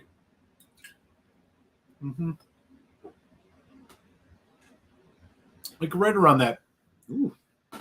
Right around that range. I kind of am right there with you. Whiskey has some amazing single cast bourbons out there around 8. Oh yeah, dude. I completely agree with that. I generally have felt as though most of the bourbons that I've had that are much older. Now I have not had a lot. I want to be very crystal clear. But most of the ones that I've had that are above the 18, 19 range, they're over oaked. They're just not my jam. Which has a lot to do with climate. I have found, I think, the max age on the wheelhouse for me when it comes to bourbons, generally speaking, that are not, super premium, like special releases, 15 range has been great.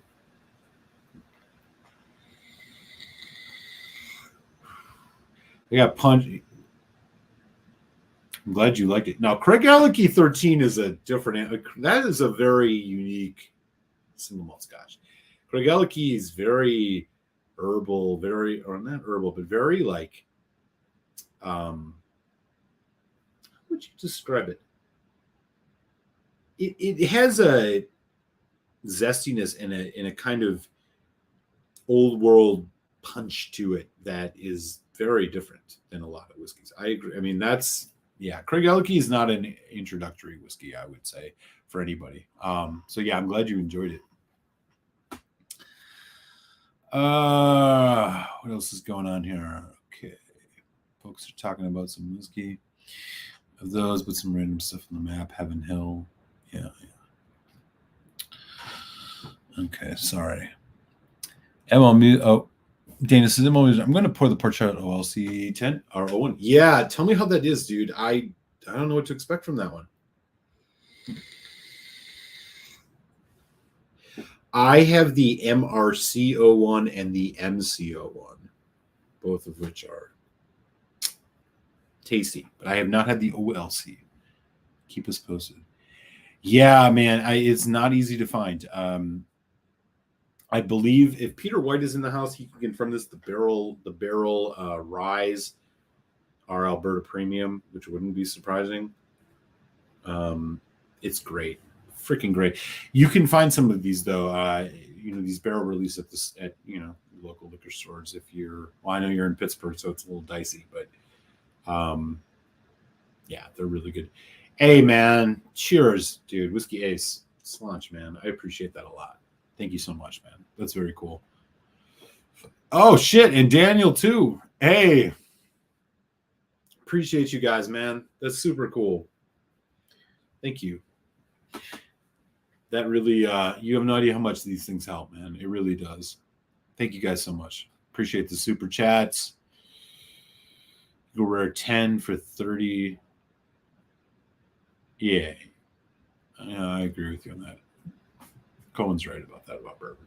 I mean, personally, my pick of choice for like value bourbons, Knob Creek single barrel. It is 60% ABV. It is usually around $45. 9 years old. Primo. If you find store picks, all the better. Thank you both again, man. Daniel, Whiskey Ace, Super Chats, man. Appreciate you guys. You guys are awesome. Thank you. Man says, if I can find scotches that are second or third fill bourbon casks, that would be better in that there would be less bourbon in my scotches. Yes, for the most part. So really what you're looking at there is subtlety, right? So like a first fill bourbon cask, you're going to have it's same with the first fill sherry, a lot more of the barrel influence imparted on it. Now, age is always a factor as well. The longer it sits in a first fill barrel, obviously. But yes, that is true. You tend to find the older or like, refill or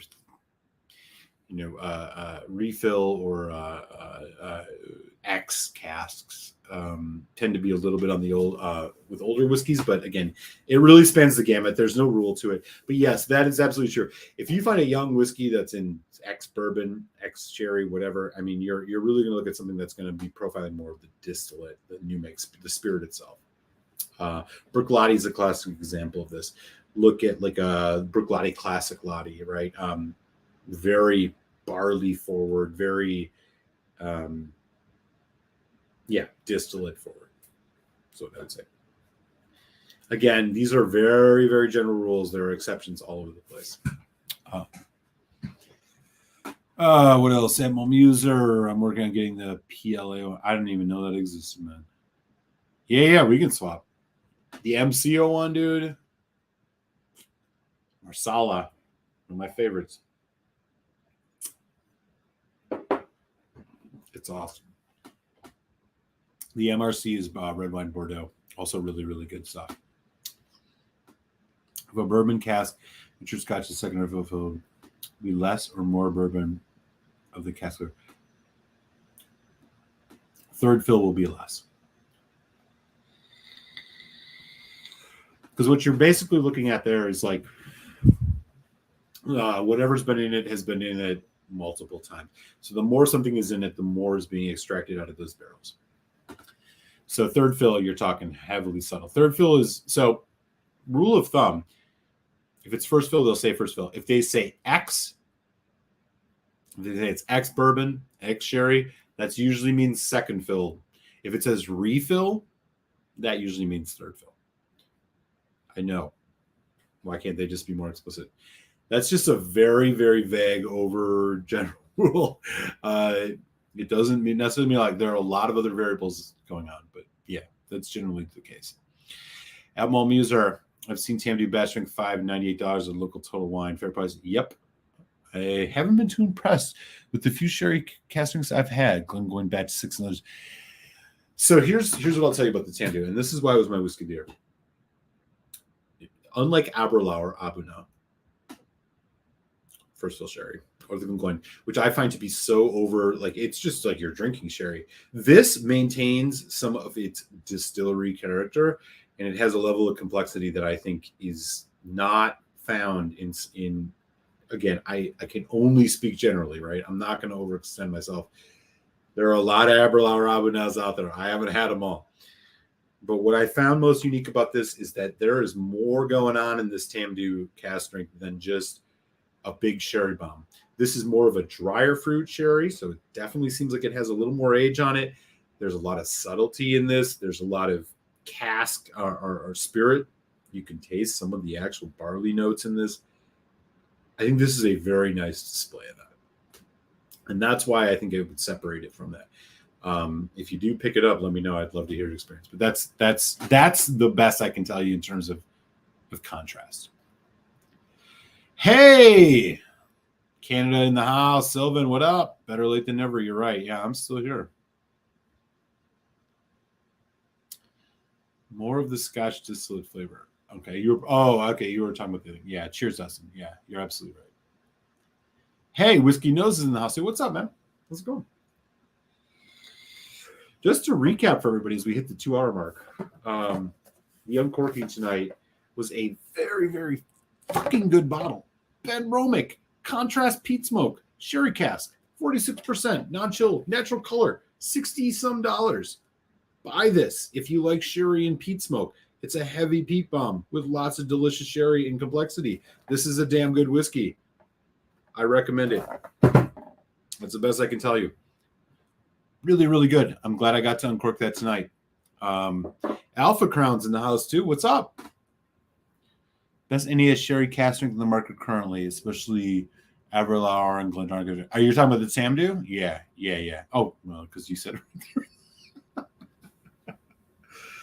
Woo-wee. Okay. Well, we've had some good whiskeys tonight, so they're catching up a little bit. Give me just a minute, y'all. I'll be right back.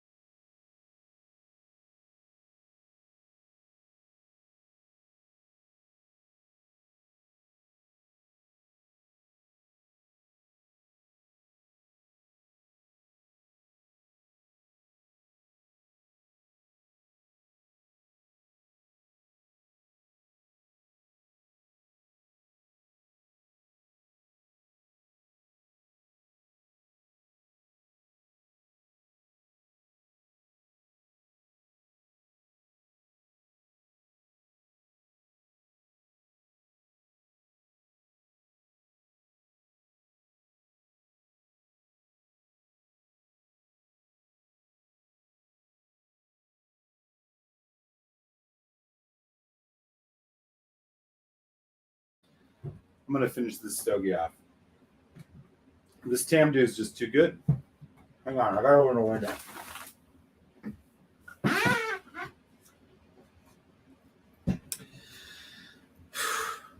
Yeah, this is right. This feels right.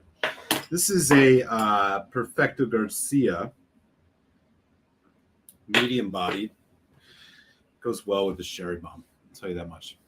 So here we are. All right.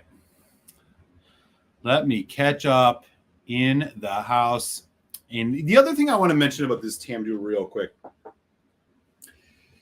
It is often really, really difficult, near impossible, obviously, with NAS whiskeys to really tell the juice you're getting before you drink it. And even sometimes you can't even fucking tell because of, all the things going on in it. So something I've learned, and I'd love to hear from other whiskey folks in the house who may or may not know a thing or two about this.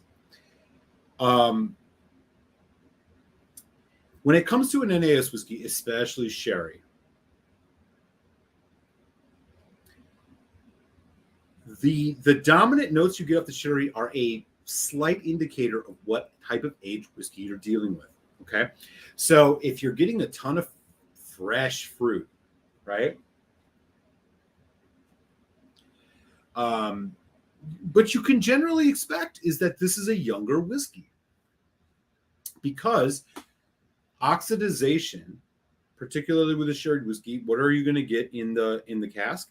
You're going to get the more it oxidizes, the more it's going to break down that essential sherry into more complex, or maybe not even complex, but different flavor, right? You're going to get drier notes, right? So sometimes you get an NAS whiskey, you don't know what the hell's going on in it. And that's a great way to give yourself at least some sense of like, okay, is this a 3-year-old whiskey or an 8-year-old whiskey, right? Maybe that doesn't mean a lot, but it gives you a ballpark figure. And what I can tell you about this Tamdu is there's a lot of drier, more sophisticated sherry notes in this. Yes, you are getting a heavy fruit notes, but this is not like the Aberlour Abanad that I've had.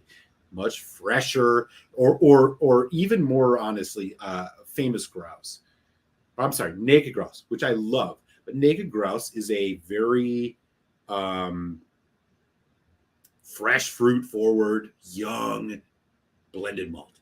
Okay, this much more drier sherry notes, Christmas spices, savory notes. That's really going to tell you a little bit about how much this has been aged for. This is not a 4-year-old whiskey. I can tell you that. I don't know how old it is, but I can tell you it's not a 4-year-old whiskey because this is clearly oxidized in the sherry cask for a while. And that's noticeable in the notes. So it can be helpful when you have, when you're fucking around with whiskey, trying to get some sense of it. Okay.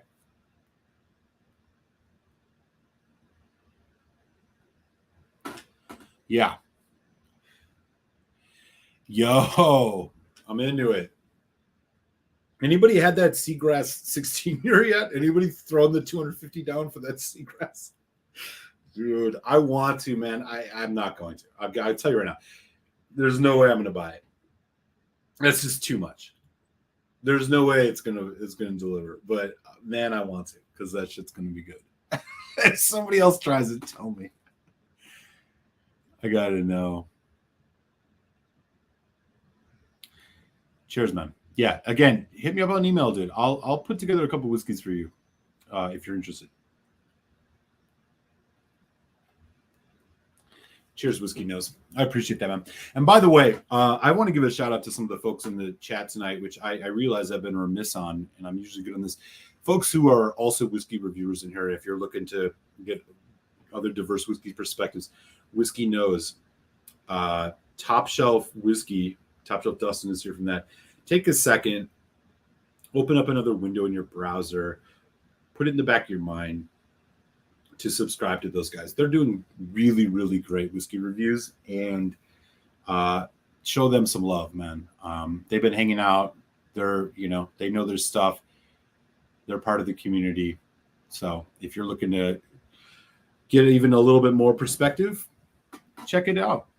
Hey, look who's here. That fucker. All right. What else we got going on? Whiskey Ace, Buffalo Trace, $21.99. Old Carter chapter. Old Charter, or oh god, I thought that said Old Carter. I was like, for $6.99, I hope you bought every bottle they had. Right on. Hey, cheers, Daniel. I appreciate it, man. Yeah, this is a lot of fun. Benromach is really good, and they do it right and don't go toward. Yeah, fucking 100%. I love Benromach. I really do.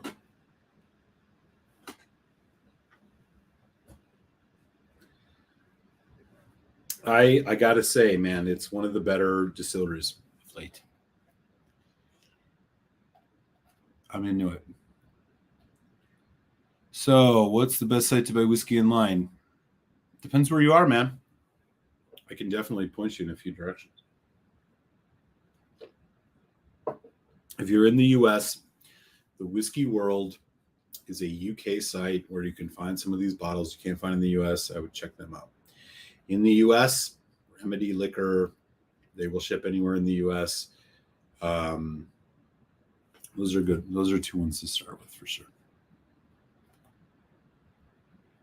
Paige, my man. Cheers, dude. I appreciate that, brother. Thank you so much. You're the man. Shout out to you.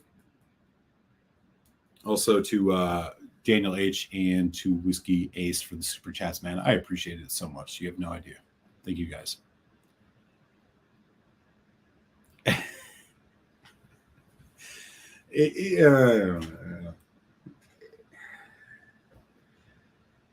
I'm a sensuous by nature, man. You know, I sometimes you're just feeling it. You gotta roll with it. Even Winston the Whiskey Cat is playing on manner mode back there. Look at him on manner mode. Usually he's trying to knock my Lefroy's over. Look at Winston the Whiskey Cat keeping it chill. What's up, man? Yeah, my buddy. That's my guy right there. He's keeping it real.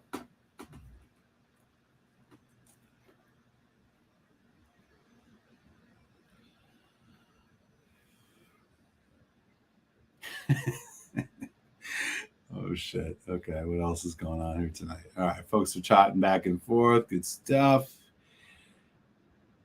I think mostly because of the type of oak that chillers use, you'll get more fresher notes from the American oak sherry. That's very possible. That I do not know, but that's very possible. Drinking the Douglas Lane Rock Island blend now. Last bottle I had was Rock Oyster. Yeah, I was going to say they used to be called Rock Oyster. I changed the name because apparently they have too many people find oysters. Shit. I mean, everybody's pro island, apparently. I, being a fan of oysters, would sharply disagree with that decision. Find me a good whiskey that goes with oysters.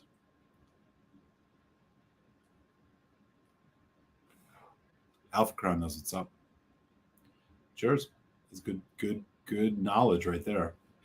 Oh, man. Who snuck in? Beaming the signal from London. James Chang. I'm sorry, James Morgan. What's up, buddy? Good to see you, man.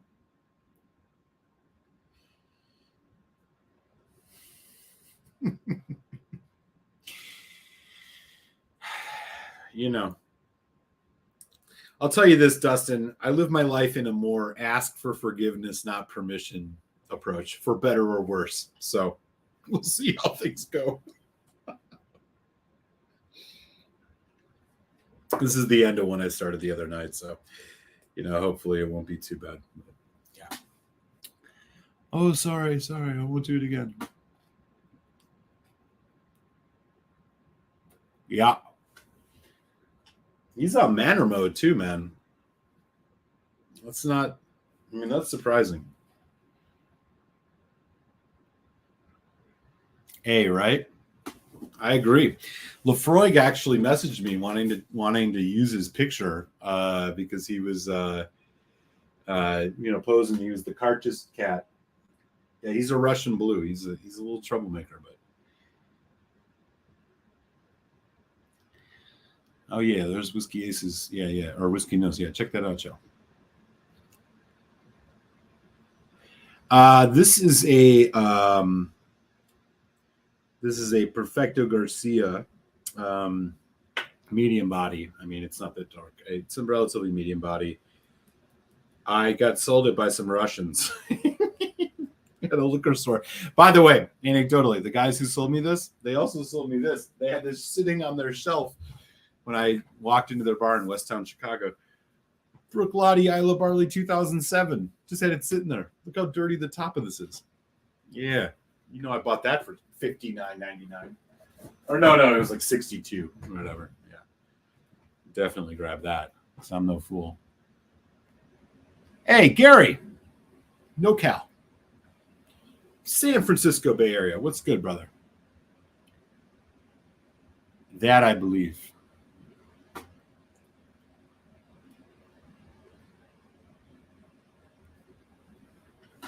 Real talk. I used to be a cigarette smoker. Now I used to be a cigarette addict. Now I'm a vape addict. Hashtag progress. Good to see you, James. Always, man. Thanks for swinging in. Always good to have James Chang in the house. Kidding. James Morgan. James Chang is great too, but I don't think he's here anymore. He's out in Northern California. Oh no, he's in Southern California. Hey man, great to see you, Top Shelf Dustin. By the way, folks, take a second, subscribe to Top Shelf Whiskey. Our man Dustin here, he is a polymath when it comes to whiskey, and so is his partner in crime, Mike. Shoot them a sub. Good to see you, Dustin. Thanks for swinging in. Yes, yeah. All right. When the Ace gets back in the house, man, everybody keep an eye on Whiskey Ace. All right, y'all. Where are we at here? I'm about to finish up this Tamdu. What do you think? Should we do one more whiskey? Winston doesn't seem to care.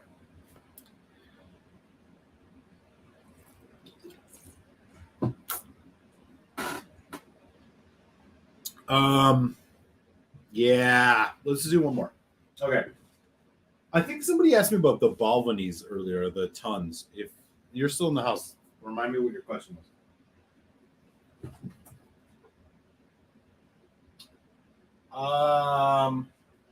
Yeah.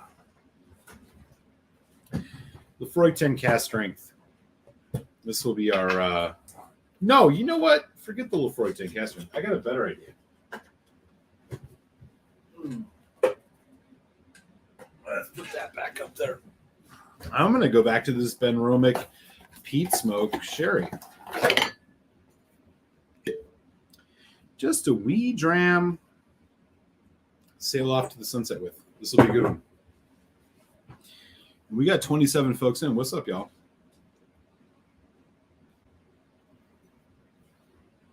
Oh, shit.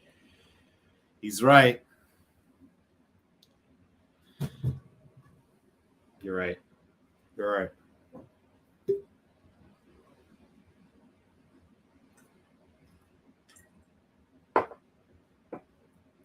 I'm not going to do the Tamdu cigar malt because I haven't cracked that one yet. Here's what I'll do. Just to bring it home.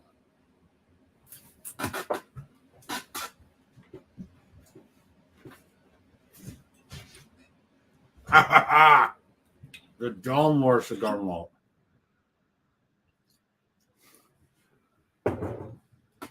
The disappointing, but, you know, I guess okay, Dalmore cigar malt. Good cherries, Alpha. I'll raise that to you.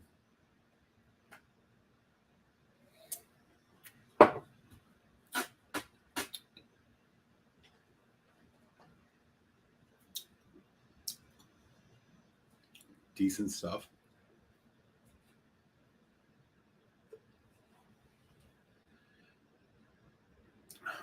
I mean, I get it. It's a sherry whiskey. Sherry and cigars go well. Okay. The lighter bodied nature, the weakness of the Dalmore cigar malt does not, it doesn't get in the way of the cigar, which is kind of nice. It works. I'm not going to lie. It works. This is not a whiskey that you should go spend your money on, in my opinion, because it's just not that good for the price. It's solid for what it is. I mean, it is a Dalmore that is bottled at 43%, if I'm not mistaken, right? 43. Right? They don't even put it on the bottle. You gotta look at the box. It is 43. It's not worth the $170 that you're going to get charged for it, just like any Dalmore is not worth the price that they're going to charge you for it. But, yeah, sure. Not bad with the cigar. I also have a Tamdu cigar malt, which I'll get into one of these days. But, yeah, it's just not one of these.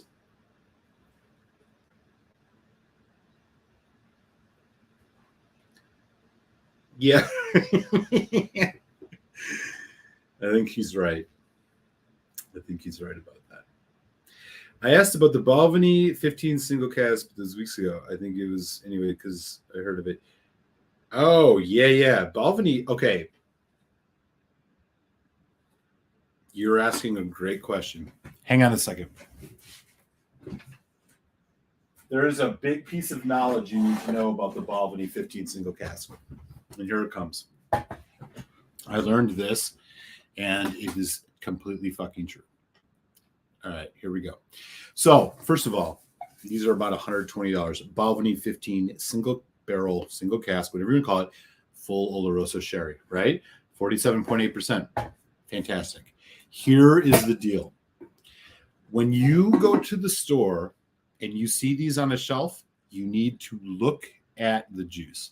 If it is dark like this, you are getting first fill sherry. Other bottlings will be lighter than this because they are second fill. There is nothing on any of the bottles that is going to tell you different as to whether or not it is first or second fill. You just need to open the tin and look at it. If you see one that's dark, and this is what I mean by dark. Look how dark that is. Okay? This is a first fill Balvenie single barrel. If you open it and it's lighter than this, you're looking at second fill. I am not saying that makes it a bad whiskey, but what I'm telling you is that it's real in terms of whether you're getting first or second fill, because they do not tell you anywhere on this highly elaborate, very, very explanatory tube. Okay? What does this mean in practice? Do you need a first fill? I generally would rather drink the first fill than the second fill for this whiskey, so I make sure I kind of look at it, and if it looks dark and opaque, again, like that, pick it up. If it's lighter, you're looking at a second fill. Does that mean it's a bad whiskey? No. It just means it's not a heavy first fill like this. So beware. Choose as you need to. I'm just telling you that this is a fact about Balvenie 15 single cask. Okay. Neither of them are probably a bad whiskey. And in fact, I can vouch for the fact that this 15 is definitely not a bad whiskey. But you need to know this because you may go over to your friend's house after you've bought one of these and his looks like 3 times darker and you're like, what the hell? And he's like, oh yeah, that's why. So this is a first fill. Again, one more time. That's the color. If it's that dark, you're in good shape.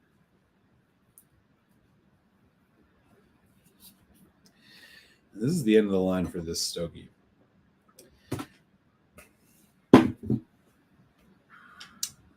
So keep that in mind. And in fact, oh yeah, I poured the cigar malt. Hey, don't get all fucking wild with those, okay? Keep it real. What? What's the matter? Sweet pea. You're all right. Just keep that in mind with your Balvenie single barrel purchasing 15-year-old sherries. This is not the case, as far as I understand, with other Balvenie single barrel offerings. This includes the 12 bourbon cask. This includes the 25 whatever. I don't know what that's in. I mean, it's not like I'll never buy it because I can't afford it. But the 15 single cask, single barrel, pull that bottle out of the tube and look at it. And if it doesn't meet this eye parameter, then you know it's probably a second fill. And that doesn't necessarily mean it's bad. And I'm not saying you shouldn't buy it. I'm just saying they don't tell you otherwise on the tube or the bottle itself. So I hope that's helpful. But nonetheless, it is a great whiskey.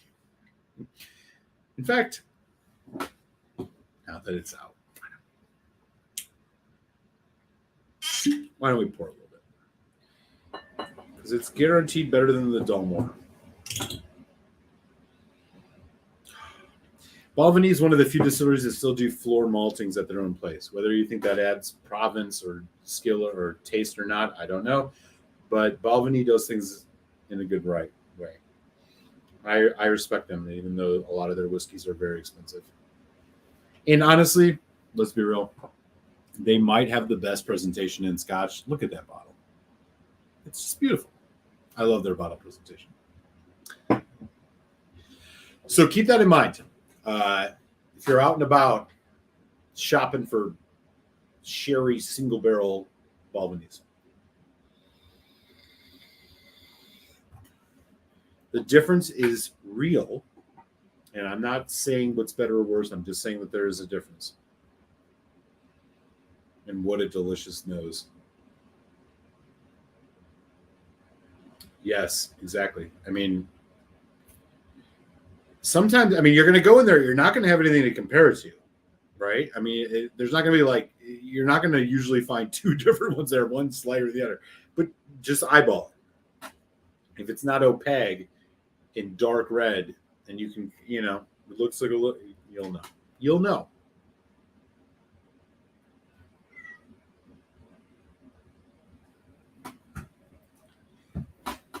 I would too. I've not had the second fill. I'll be honest. I'm passing no judgment as to which one is better. I am just saying there's a difference.